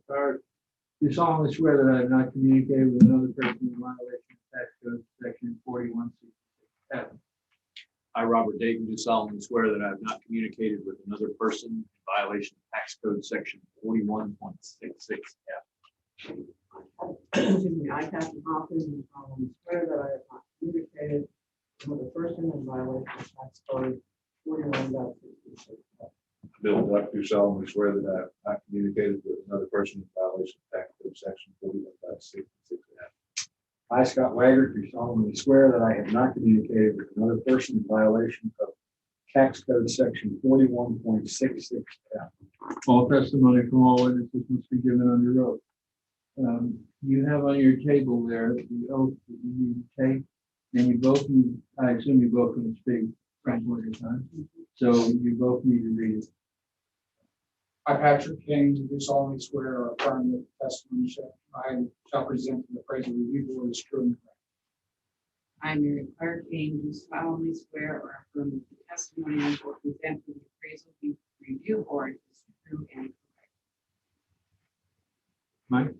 My name is Michael Soto. I do solemnly swear and affirm the testimony you shall present to the appraisal review board for the Aransas County Appraisal District is true and correct. Are either of you licensed appraisers? No, I'm sorry, what? Licensed appraisers? The governor asked.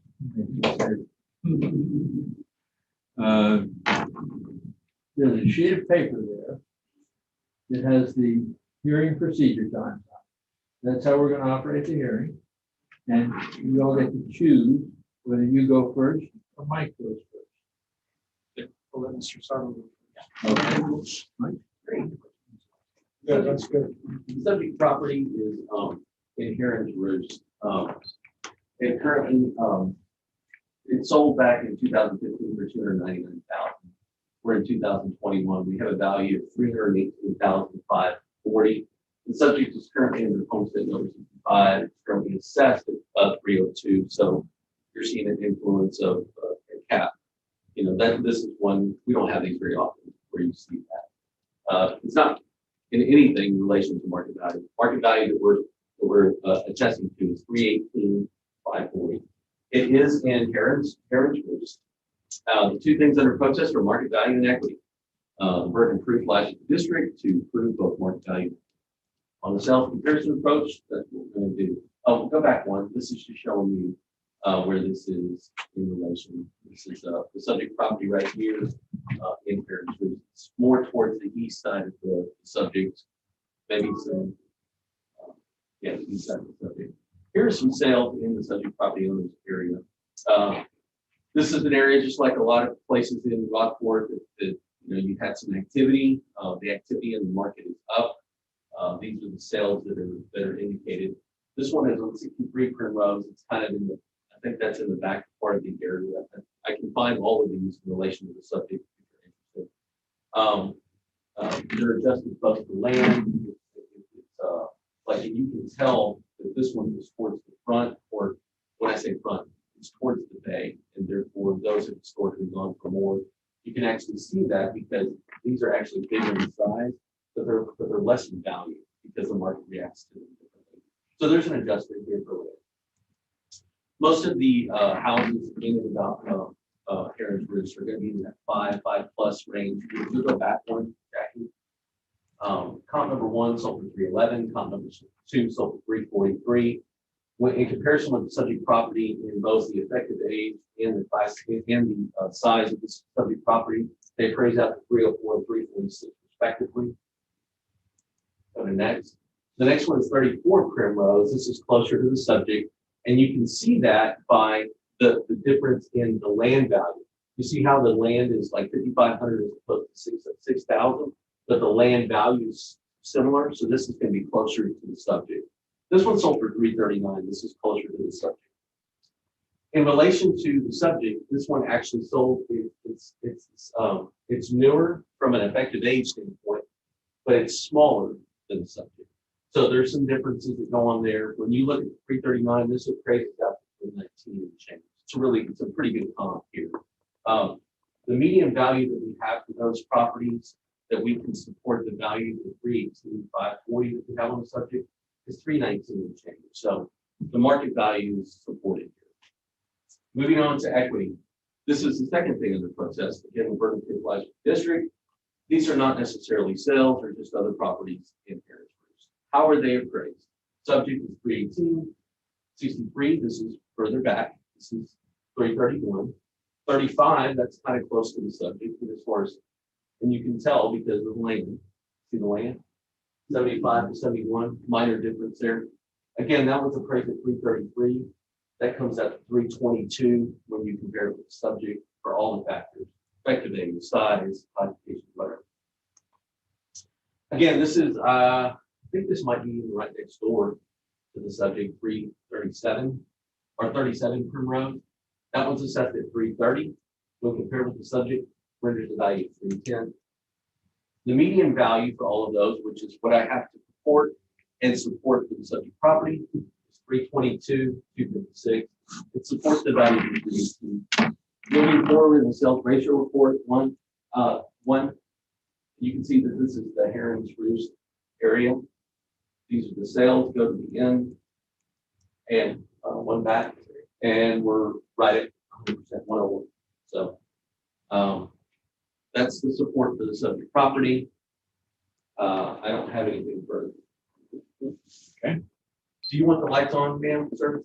Yes, I think so. Okay, I'm glad to do it. So you're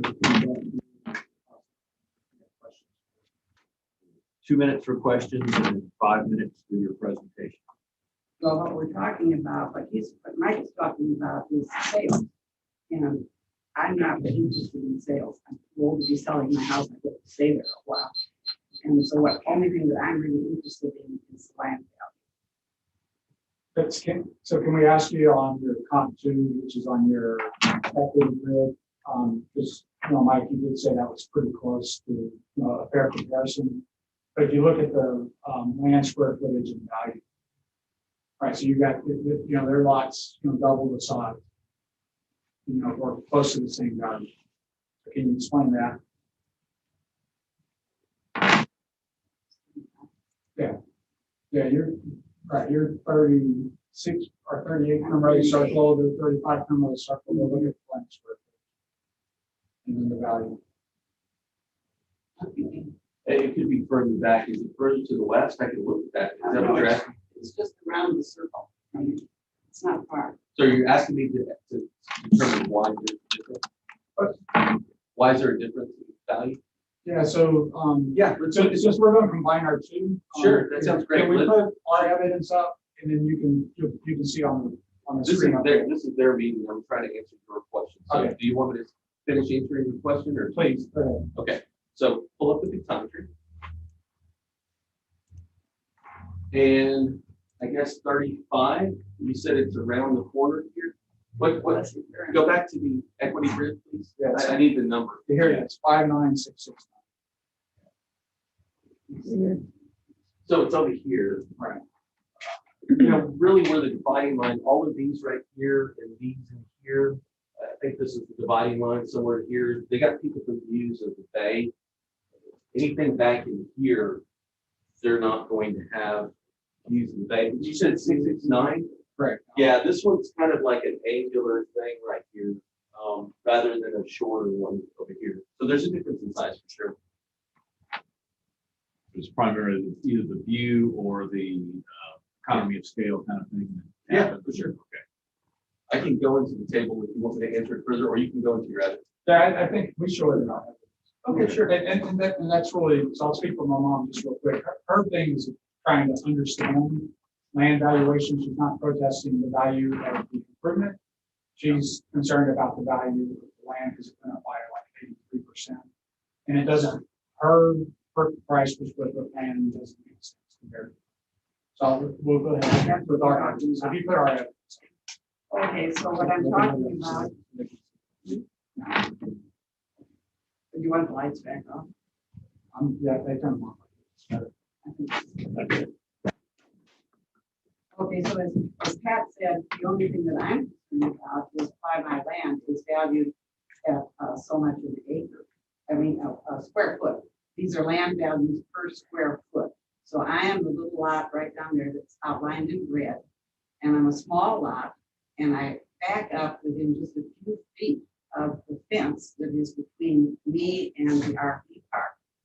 And of course, an RV park behind is not nearly as good as if you had a house or something else behind you. The lots up at the top are valued at that same $13 a square foot as I am down here. They back up all along there. They have a wide open territory, nothing built on it at all, nothing back there. And they have a clear view of the bay. Whereas I am down here and back up to the RV park, which causes a number of problems. First of all, it can be very noisy. In fact, last night about 10:30 when I was trying to go to sleep, the road that comes in from the RV, that they come into that park goes right behind my house. That's the only way they can get in to get to the back, because their lot is back toward the back. And so at 10:30 at night, here comes one of these big RVs coming in, and I was trying to go to sleep, and of course it makes a lot of noise. And that's why I just. So let's go back to that first slide. Go back up. So obviously it's not desirable to go back up to that RV park. The problem is they have over there on 13 of the ones up the north side, on the top of this map, they all have that open land behind it. They have a clear shot at the bay. They have a really good water view. Whereas I'm down here and my house was built wrong. They put the garage on the wrong side of the house. Wrong here. But my garage is right of the house. The house is here. The garage is here. So I have no water view from my front porch at all. Or from the house, basically. I also don't have a backyard where those people that live have backyards. Then the two houses down here that have the arrows that are just, first one is 2 houses away from me, and it's down here at 650. The next one to it is 650. So both of those are much larger lots, and I understand that they would be smaller per square foot price wise. But they also have buses to the first one down to the houses down. They still have a clear view of the bay because of the way they're angled. And then they back up to the RV park, but they have a huge lot. And they've got a lot of trees. I don't have tree one. Since the winter freeze, I walked a few mountains. But I don't have a tree at all at my lot. At all. So can we go ahead and go to the next slide?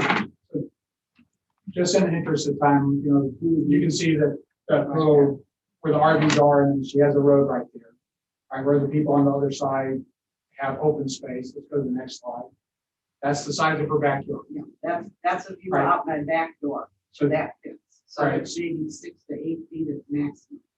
And the fence is there for privacy and because there's noise issues. She's had to have the Fulton Police Chief come out and do the RV park. Next slide. And that's the view from her front. Yeah. Right. So though she's closer to the water, she has no view. I think that's the last picture, correct? Yeah. So let's go back to the very first slide. So, so the two lots on the corner, I understand that large lots are going to be a little less per square foot. Shouldn't be half. Right, because, and we showed that in Mr. Soto's evidence, that the lot that's twice the size as my mom is the same value. They actually, both of those corner lots have a water view. My mom does not have a water view. Right, and both of them have a buffer to the RV park. My mom does not. She should not be $13 a square foot if that's what's valued on the north lot. And you'll see that that one lot is $975. That's a random math. That's a 25% reduction. I don't know why they're 25% less. Okay. Thank you. Okay. Mike, then you have cross-examination for 2 minutes and district rebuttal. Yeah. This is really good information. It's really good in a lot of ways. One, it just kind of shows some congruencies and maybe some things that are different, and how are they explained? These are under, really, all of these are on the water view table. Right, wrong, or indifferent, they're on the water view table. These are right here. They have some kind of view. She brings up a real good point. Should these maybe be more valuable than this over here by the park? Yeah, but that doesn't mean yours goes down. Why? Why would I say that? Because you paid $299 for this back 6 years ago. We're at $313. I mean, the value really, if anything changes, the value of these going up. And maybe that's a point. So how is this explainable right here? This one has no view. It faces the other way. It's surrounded on 2 sides and 3 sides here, so they have no view. This one's on this table and it's adjusted. We threw 25%. I mean, there's nothing more. The subject property owner indicated that's what it was. It's 25%. We threw something that way. If they were to come to you, this person were to come to you and say, "Hey, I have no view," I probably agree with that. This board would probably agree with that. So that's explainable. As far as these things, yeah, they're big pie-shaped lots. I mean, I don't know what you want me to do. They're not worth, I mean, right now, this one's 88, this one's worth 75. Should I be at 120 on these? No, that doesn't make sense either. So there is an economy of size here. These are all at $13 a foot. I'd like to point out, even in the property owner's evidence, that she's at 13, so is this neighbor, and so is this neighbor, and so is this neighbor. So from an equity standpoint, even the stuff that I didn't show, but the stuff the property owner showed, there's infinite equity with this one. Now, should these be higher? Maybe, but that's something for me to address next year. Right now, what I can prove, basis of proof, the burden of proof lies on me. I've proved mortgage and I've proved equity. Furthermore, the property owner has proved equity of where she lies. On the only thing that she's testified that she's talking about is land value. All of this has to be bathed in the idea of mortgage value. Subject property sold for $299 6 years ago, $313. I don't know where. Just to address this point, the 975 you said was lower because it had no view of the water. Right. Now, Mary has shown pictures that she has no view of the water. From So- her front porch, from her front porch, anywhere on her property. Like not anywhere on the property, but from her front porch, she's shown that. This person, not anywhere on their property. So again, I don't know what you want me to do. If this person complains that they have no view, they have a point. If this person complains that they have no view, maybe they have a point. How does that relate to market value? Well, how did it relate to market value in Well, 975? $299 6 years ago is what it was worth. It's worth more now to $313. That's your basis. You don't have anything else to work with. Like there should be nothing other consideration. Should these be worth more because they have an infinite view and they're not up against the park? Yeah, but that will be more, not this less. Where's the 299? Their sale of the subject price in 2015. It's trying to give you a basis of a benchmark. This is not worth anything less than $299, and we're only at $313. We're talking about a $14,000 change over a 6-year period. 318. What did I say? 314? 318. So 318 plus the 9, so that's $19,000 change over 6 years. You're right. Okay, you have 2 minutes for rebuttal to his. Yeah. So I understand what Mr. Sutter is saying, right? So but my mom's looking at how you've done your assessments today, and she's not worth the same $13 a square foot. And that's the only reason she's here. She's a student. So her taxes are not Under a ceiling. under a ceiling. So she's here mostly out of, what would I say, I'm a concern for what this will do on down the road. Obviously, I'm old, I'm not gonna be there forever. We nearly didn't buy that house because it did back up to the RV park. But at that time, when we gave it $299, 5.5 years ago, at that time, there was no other house in the area for sale. As there has been lately, we've had a lot of them for sale. So the 13 we think higher, because if you look at the corner lot on the left-hand side, I'm trying to find it right here, that one. That was just listed at 55K. That's, if you add that up, that's $11.30, $11.37 a square. So we think the $13 is fine. For the, I understand what Mr. Soto is saying about the overall valuation. My mom is here talking about the land values. But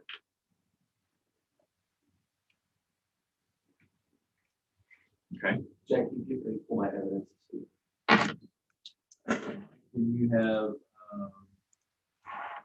district rebuttal?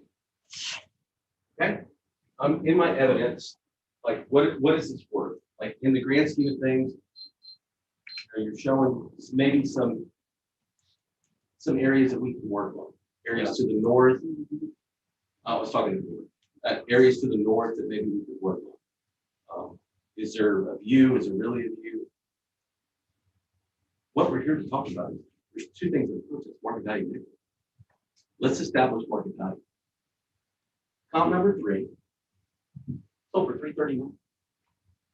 Less square footage than the subject. So the value is either in the land or in the improvement. It doesn't matter. The adjusted value is $319 for this comp. The one that has the same land table, which is the water view. Now I'm going to show you where that lies. Go to the pictometry. This lies right over here. Inferior to anything over here. At the very best equal, as far as the lack of view. So the subject property is worth at least the $319 that would appraise it out, which supports the land, which supports the value of the subject property, and shows equity, because that's the best comp.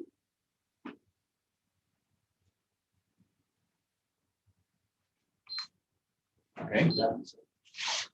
You have Yes. so this is our closing, right? yes, you have one there for closing. Yeah, Mike keeps saying what these houses sold for. Yeah. So as far as I know, Texas is a non-disclosure state. So unless the property owner reported it sell, I don't necessarily believe them. Whoa, wait a second. You just can't make a statement like that. I have like sales. Okay, which you might, right? You might, right? I know it's a non-disclosure state. I don't agree that that house is. Like, you just can't make a statement that you don't believe, because we reported that evidence.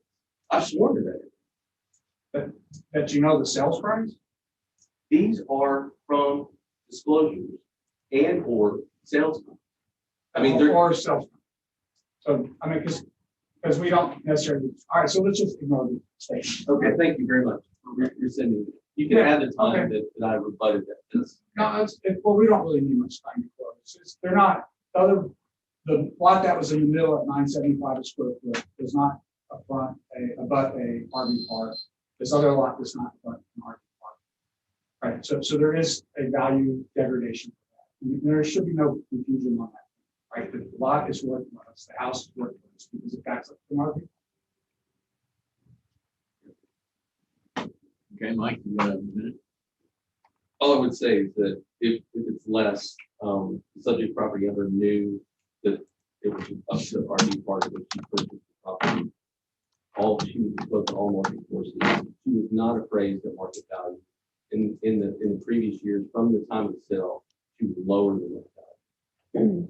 She was lower than, she was like a 270 or less, 276 or less. Yeah,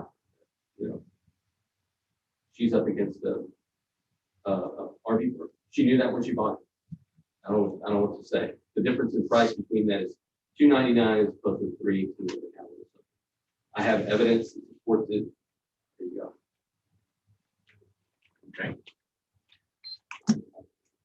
We have 5 minutes to deliberate. May I ask a question? Sure. There was a number came up a minute ago that I missed. $11.75 per square foot. What was that about? So that was that handwritten note. That was the So y'all handwritten- should have that in evidence. So that lot was listed at $55,000. Very recently, just sold. Which it one is last month. It's around the It's this circle. vacant lot right down here, right here, 59,660. Yeah, that's Okay. And it was listed at 11.75. No, it was, 55,000 is what it was listed Right. at, and it sold within just a couple of days. so if you divide that by the square footage, that's $11.37. 30. All right, It's just trying to give you another data. I understand.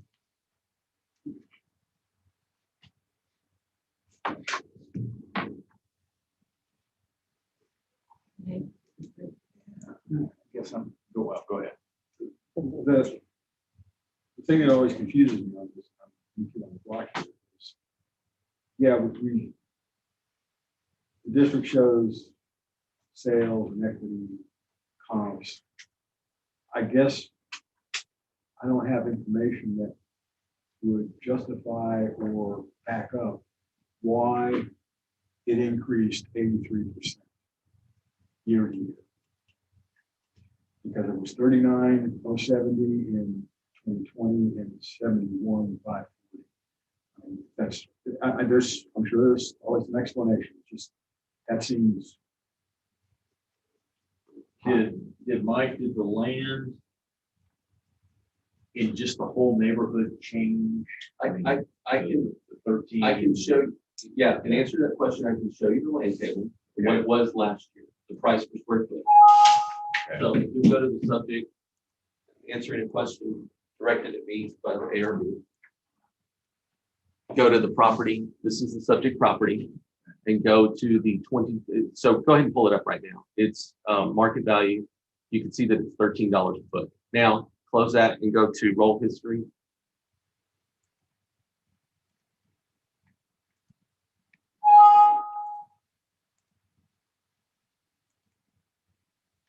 Go to market value. It was 710 last year. So that whole table, not only the subject, but the whole, anybody that has what is. Yeah, I understand what drove the number. I mean, there's two numbers. Why did it go from $7 to 13? Yeah, good question. And So it either, the value has to go somewhere. I know that sounds simplistic, but the value for sales has to go somewhere. So it's either the improvement or it's the land attribute. And, you know, it's going to go somewhere. We have, even the property owners evidence said that, you know, they have a recent sale that they just submitted or a recent listing. It's 1170 something. 11.37. Yeah, 1137. Yeah. The abstracted sales analysis support the 13, meaning house sales with land under, you know, maybe it ends up being 1173 next year. That's a data point that's new to me. 11.37. But Land doesn't depreciate, the house does, so if you put my value in land, it will stay those, it will stay that value in perpetuity unless there's some outside force. So, yeah, if they put the money in the land, it never changes. The house will depreciate or fall apart. Well, yeah, that's true. If they built another story or something. Just the way to look at it. That's a land sale. Right? Raw land. At 11.37. That's correct. I did this kind of crudely. I did it at 11.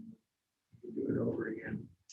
That if you use that 11.30 and $11, it would bring the value of the land down to 65.33, which is it takes about 11,000. Yeah, 11,000 off the total value. And it gives some credence, I think, to the view. I think she specified accurately if there is no view. She is being assessed now for 13, which ones on both sides of her are that have views and other properties that have views. She has no views. And the other property indicated sold for $190 square foot. I would have a problem with $13 to So if I just do And a also, little, and also, I know it was there when she bought it, but we looked at cases like this before where there is issues on properties adjacent to property we're discussing. Transit. It's got the property behind the trailer, which nobody else has, or two other properties seem to have. So I think that should be taken into consideration. 11,000 would really not do much to it. It takes it to 301. I think if I did the math. If I did That's that, an improvement. I'm 301. Now I see it's 318. That math is not right. The math is not right. 11 You did it at 11. 1137 times the square footage of the subject property. Is that what you're trying to intend to do? is, yeah, But he did 11, not 11. I did 11.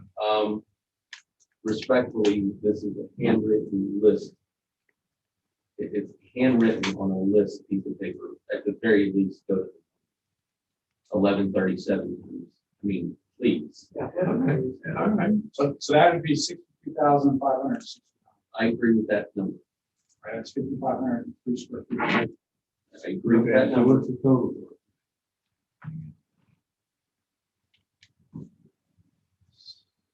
224, 660.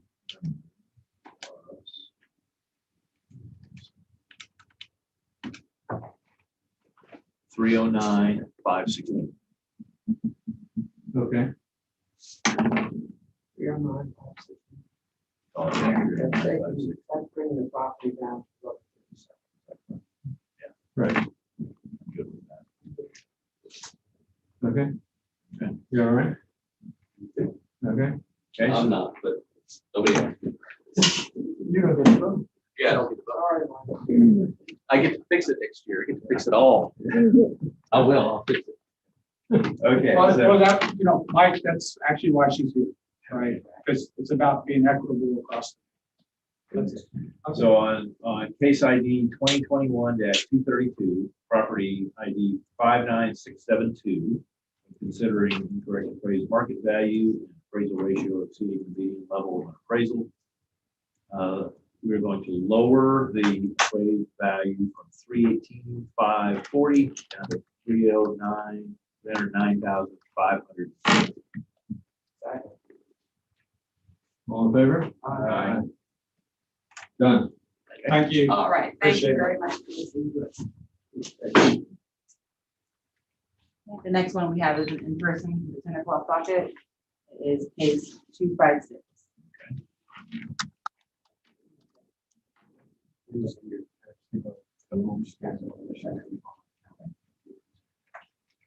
It's called, sorry, So the only reason they do they're also You'll receive something on the mail. the next thing, I think the appraisal was the assessed value with change. Okay. What did she say? Kate? 10 o'clock, 256, top of page 3.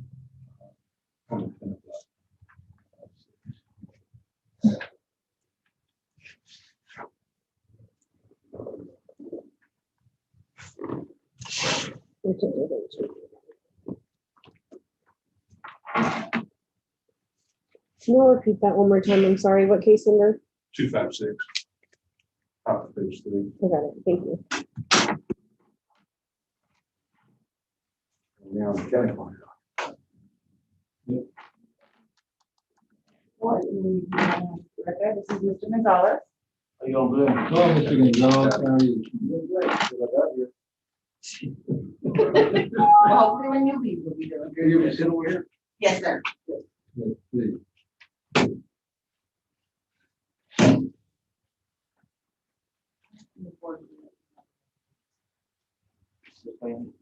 Yeah, you go ahead.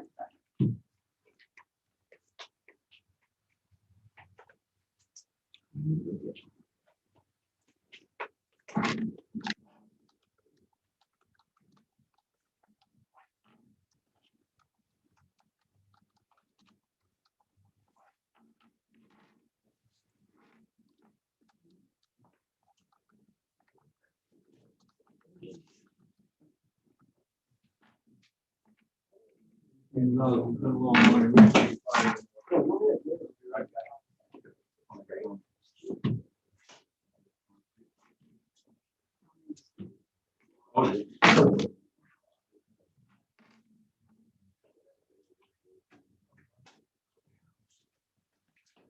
Sorry.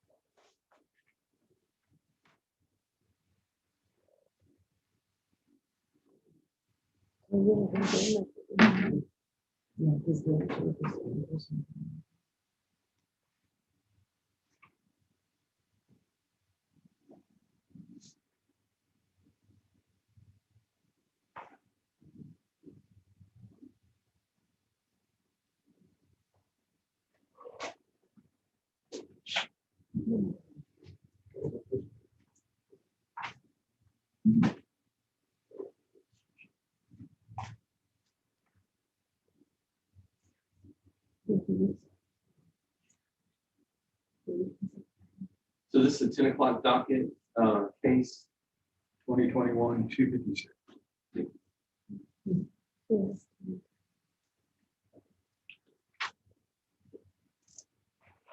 Hello, Mr. Gonzalez, how are you? Doing good.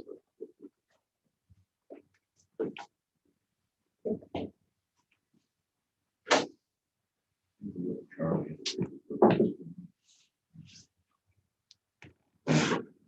What's that? Oh, yeah. Okay. Let me get through the preliminaries. Okay, we have some minutes trivia to go through before we get started. So just bear with us. We're opening a hearing on case ID 2021-256, account 24109. This hearing is being recorded. We are the appraisal review board that will be hearing your protest today. The board is around the table here. Mike is the appraisal district representative in the back. Oh, okay. Okay? We do not work for the appraisal district. We are appointed to perform an independent review of your protest. At the end of the hearing, you may complete a survey regarding your experience. The survey may be completed using the survey form and emailed to pcad.communications@cpa.texas.gov or online at surveymonkey.com/r/survey-ARB. The survey is voluntary. You also have the right to appeal our decision. Appeal information will be provided with our determination. That is that you'll get a document, a letter in the mail following this meeting summarizing the results. In accordance with Texas Tax Code Section 4145H, all written material that has not been provided must be provided at this time. Do we have all of your evidence? Yes. Well, I have a few pictures here that I took this morning. As far as to the properties that are out there, I mean, we're trying to. But did you give those to the girls? No, I took them this morning. Well, they, You're gonna have to scan them in. if you Yeah, want. yeah. Wait, that's fine, that's fine. you have to have the girls scan them in if you want to use them. I've been to the district of Bear County and property out there in Bear County. I should have known better to take pictures for, the houses that are out there. They're trying to raise the taxes and all that, but yeah, Right. the houses are. If you want to use them as evidence, we have to scan them in now. Did you want me to take them and scan them? Are they on your phone? No, you can't do that. Well, Well, Yeah. you know. Okay, they cannot be used as evidence. ARB members who are considering the protest have not communicated with anyone about the protest and are signing an affidavit to that effect. I'll begin with I, Charles Powers, do solemnly swear that I have not communicated with another person in violation of tax code section 4166F. I, Robert Dayton, do solemnly swear that I have not communicated with another person in violation of tax code section 41.66.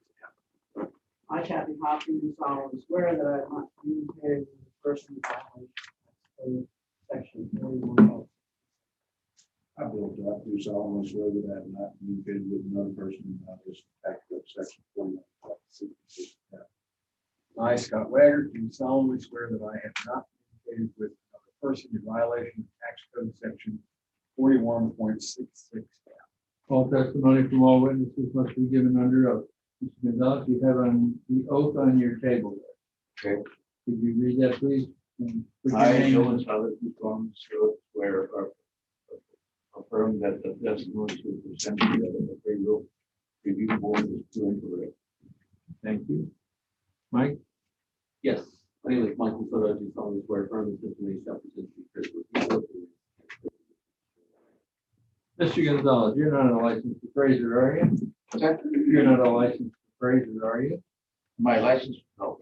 No.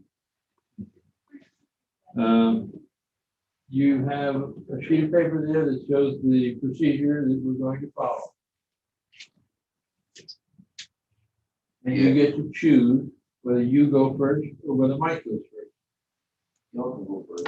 Okay? Okay, first I want to establish, and not start my time, I need to establish what's under protest. Because 05 is protesting, so we need to make clear which property owner was protesting. Chairman? Yeah, I'm trying to bring up the protest.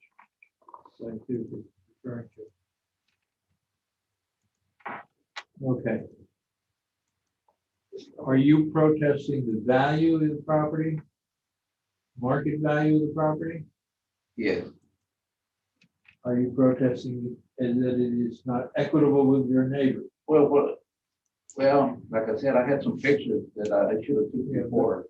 But are you protesting that it's not equitable? No, I don't know the price value of the other houses. So it's market value No, that you're protesting. Is the value of your house. the value of my house, yeah. Okay. Okay, I read that as market value. So we'll start, subject in 235 St. Charles Loop, in Holiday Beach, Woodland Hills. It's on the east side of the main road. And you can see it's a pretty modest house. We have 2 FBs, so in classes from 1 to 7. 1 is 4 homes, 7 is an excellent home, 4 is an average home, 3 is a below average home. This is 2. It's almost at the very lowest, which is the 4 home you came to build. This is the 4 home. We have 2 FBs. We have very little value. The land value that we have is $27,940. The house value that we have is 42 and change for a total value of $70,550. This is the house. It's right here at this corner. It's kind of at the end of this this swell. Let me go ahead and get it. It's at the end of this swell right here.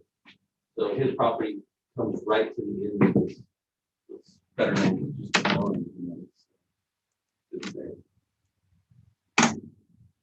Market value is what's protested, or the flooding in relation to value as it relates to market value. What are some other things that sold in that area?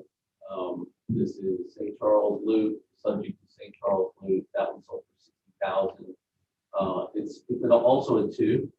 It's half the size as the subject, but it's new. Apparently, it's a new thing here. I don't even know if it's legal that price. Having said that, this is $68,000. Glen Oak is a older house, 1986, 1996. It's newer than the subject. It's a 3 rather than a 2, it's bigger. All of those adjustments sold for 125. It only renders the value from 11 compared to the subject. Comp number 3 is on Redfish, 67 Redfish, sold for 105. It's a little better in class. It's a 3. It's a little bit smaller, and it's a little bit newer. It's sold for 105. When compared with the subject, that's 88,000. You can see kind of the classes of homes and what they are. The last one is Sherwood Drive. That one sold for 70,000. Subject 70,500. Again, you can see that's a pretty modest little home as well. It's a 3 SS plus rather than the 2.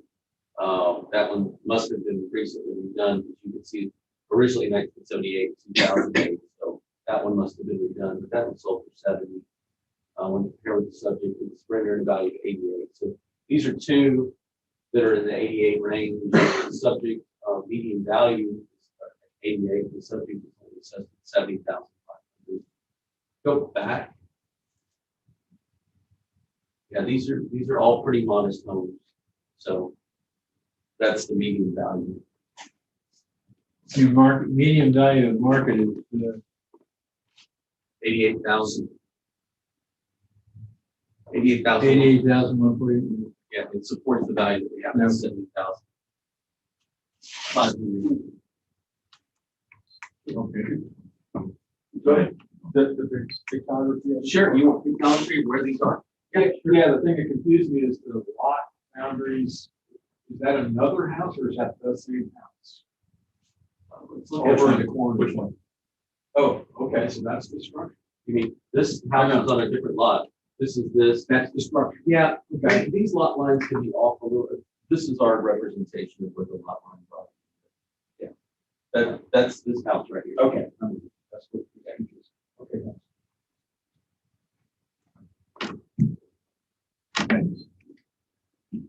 Mr. Gonzalez, you have 2 minutes to cross-examine or ask him questions, and then you have 5 minutes to make your presentation. Can I bring everything up like the water, the overflow and all that, and the houses that I have that yet? I don't have no pictures that We have some pictures. no, but the ones that I took this morning, you don't have those. Don't have those. No. We have the ones that were submitted earlier.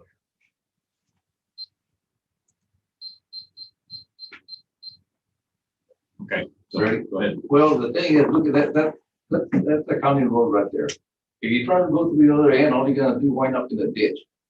And I've been here since RV. And we have the same problem with this thing here with with the water and all that overflow. I have talked to the county before and all they go around the circle. We get to it when we have a chance. That's not being a professional. And I've been through with these people, argued with them a bunch of times. And forget it. It's still the same.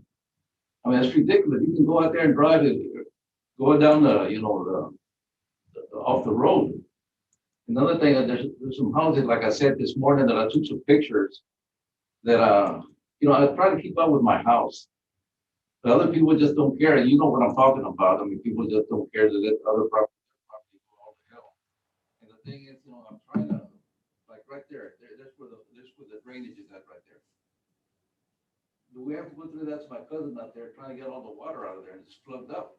And they had some more drainage, but the county don't do nothing about that. And like I said, I work for the county or Bear County. I mean, I know how this thing works. And the thing is, I mean, you have to do something about the drainage because nobody cares, just me and the other people live around the tanks and all that. And that's not right. You pay for the taxes for what? And then you call it, these guys are supposed to be professionals, but the attitude they have. And like I said, I work with the county. I know how that works. And you call over there and they tell you, well, we get to it when we get to it. That's not right. That's not being a professional. And I have been going around the circles with these people and they haven't done anything. I don't know, and I talked to the main boss. I don't know if it's who it is now, but everything goes all the hill. Does your property flood or just the roads? But that, Does your property flood or just the roads? the roads. It's not your property No, itself? no, I'm thinking about getting flood insurance now because I mean, it's been raining quite a bit. And the thing is, nobody cared, but I'm the one stuck right there with all the water there. Nobody cares. You got the homeowner association, they don't do nothing either because they don't affect them. It's not being neighborly. Can you get off your property and What's out? that? Can you get out of your neighborhood because of the flooded roads? What's that? Can I get out? Yeah. If I have to go the other way, but the other way is not as bad as the front one. But you can't even see the road when you go drive through there. You're able to go in the ditch. Somebody's gonna be liable there. So in either direction trying to get out, you still have a problem with going Yes. through flooded roads. Right. And like I said, I never had to look at that. That's the road right there. You can't even see the road. That's not right. How deep would you estimate the water is there? But a foot. A foot, okay. Like as you try to drive through there and you fall in the ditch, you're pretty well, And I shouldn't go through that. People should, and the only people that argue that point, people that live around that tank or live around that area right there. Nobody else cares. Like the homeowner association, they don't get involved in this. you don't affect them. And that's not right. And they haven't cleaned those drainages, they haven't cleaned them out. They're all plugged up. And like I said, I called the county before, forget it. So who at the county, is it just maintenance? people Maintenance, you yes, talk sir. to? Yes, sir. Have you ever talked to your county commissioner? No, I don't even know who the county commissioner is. Well, we feel for you.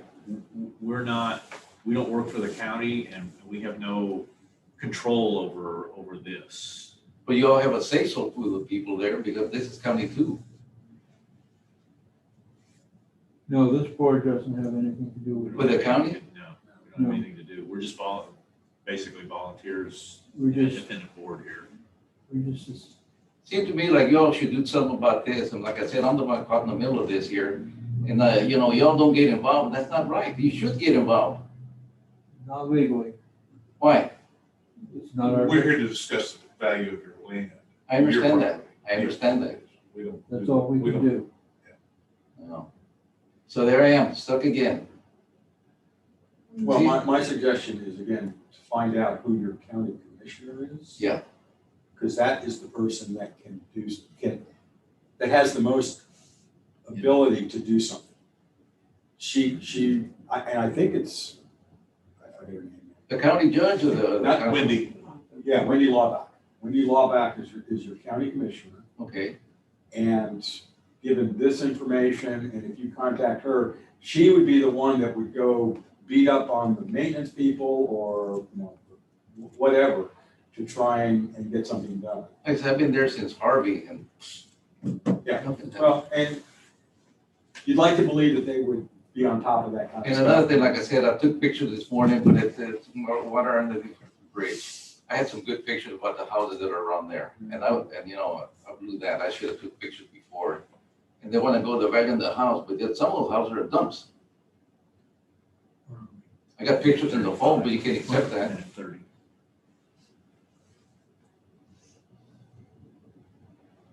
When were these pictures taken? Who was it about? It was this year.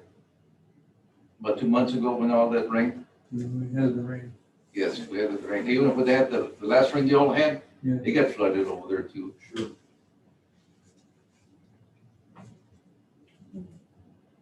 So that's about it that I have to say. Okay, Mike, then you have 2 minutes for rebuttal and then we'll go to closing. I think it's cross time. I haven't had my cross at all. Oh, you haven't had your cross time? Okay. Yeah, in this one right here, if you can go down, is that enough? Continue. One more, right there. Is that your house? No. Mine's over here, this side. Like, if I show you a map, point out where this house is in relation here, I just try to get a sense of the flood. Yeah, I understand, yeah. If you keep on sliding that, you know, the slide. Okay, so this is your house, and you took a picture of the house, and you said, that's not my house, it's somewhere else. Where is that? The one to the left of the other property. This one No, here? no, further, you're right, you're right. It's this property? Yeah. So you took a picture of this house. The back, You took a picture like going this way. yeah, you're right. Okay, can you give me that vantage point? Okay, that was. Okay, I want this radial. Yeah.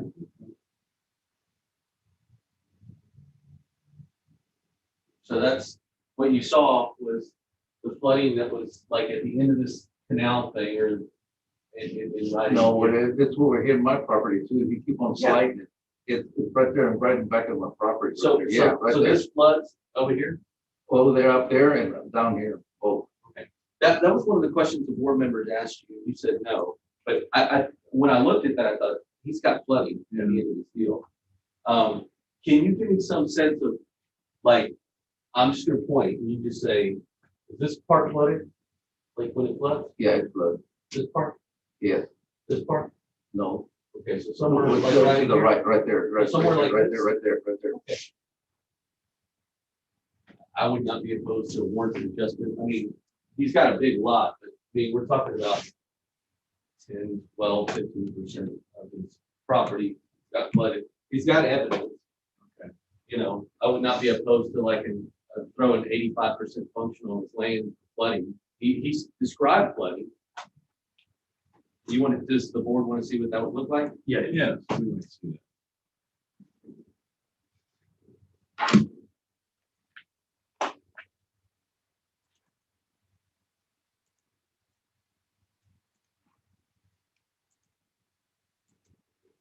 Go to wet or it's flood. I think it's flood.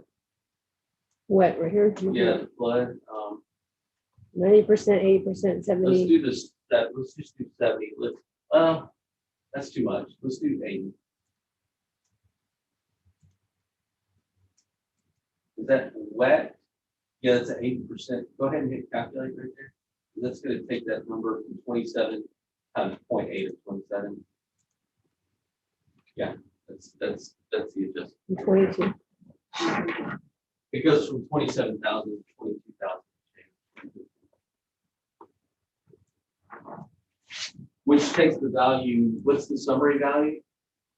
70,000. No, the summary value 64,910. goes down to 64,000. Oh, I'm sorry. 910. And Mr. Gonzalez, I'm going to use some of this time. What they indicated to you is exactly right. This is the board just to hear your case. You came to the district. I'm the one that set the value.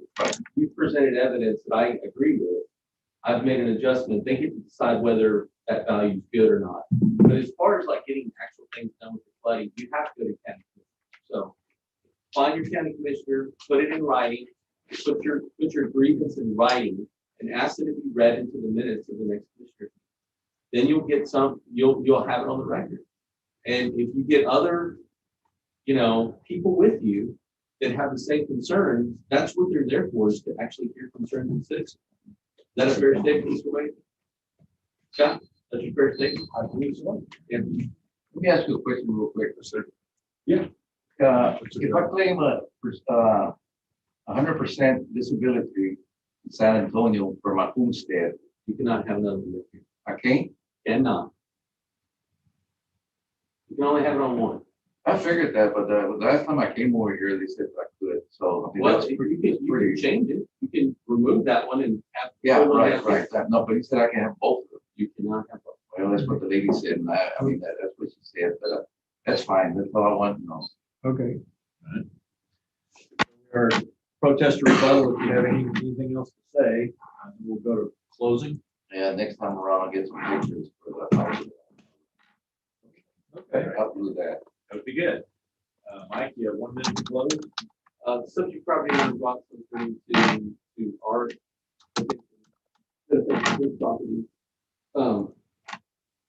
He's under oath and he gave an estimation of what that land is diminished. The district has, in my opinion, taken that into account. The requisite value, 64,000 and change. I think that's what it should be. Okay. You have 1 minute to close. Tell us anything else you want to. No, that's pretty well said what I wanted to say. Let's do it. Okay. Hey, what precinct is that, the county commissioner? I mean, the county, I believe it's 4. 4? Okay.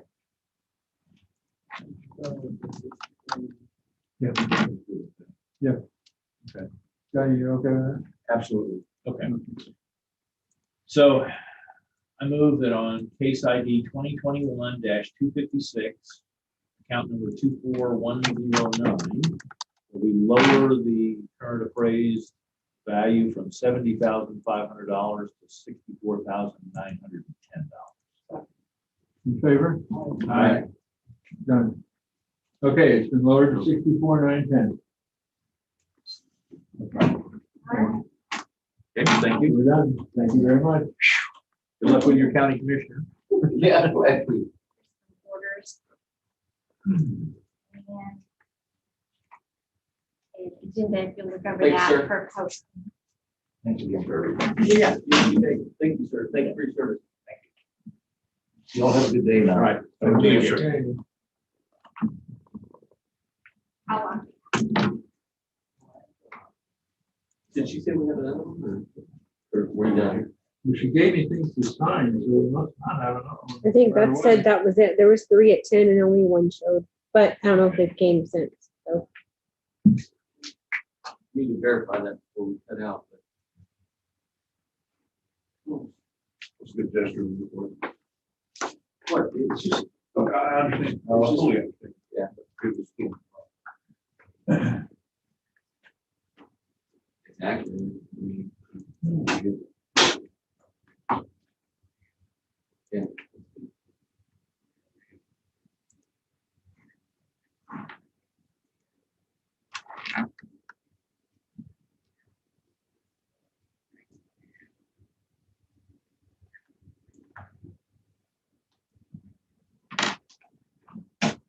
For anybody, generally speaking, for anybody that has a property and they would sell it, which is what we're talking about, market value, they would have to disclose any assets property. That's subject property owner, a property owner that had a flooding problem would have to disclose that. So, I mean, it's just like, it's just what he should do, what he should have, he should always have. So it is what it is. So that concludes this morning. And we'll be back on this afternoon at 1:30 for the schedule for next week.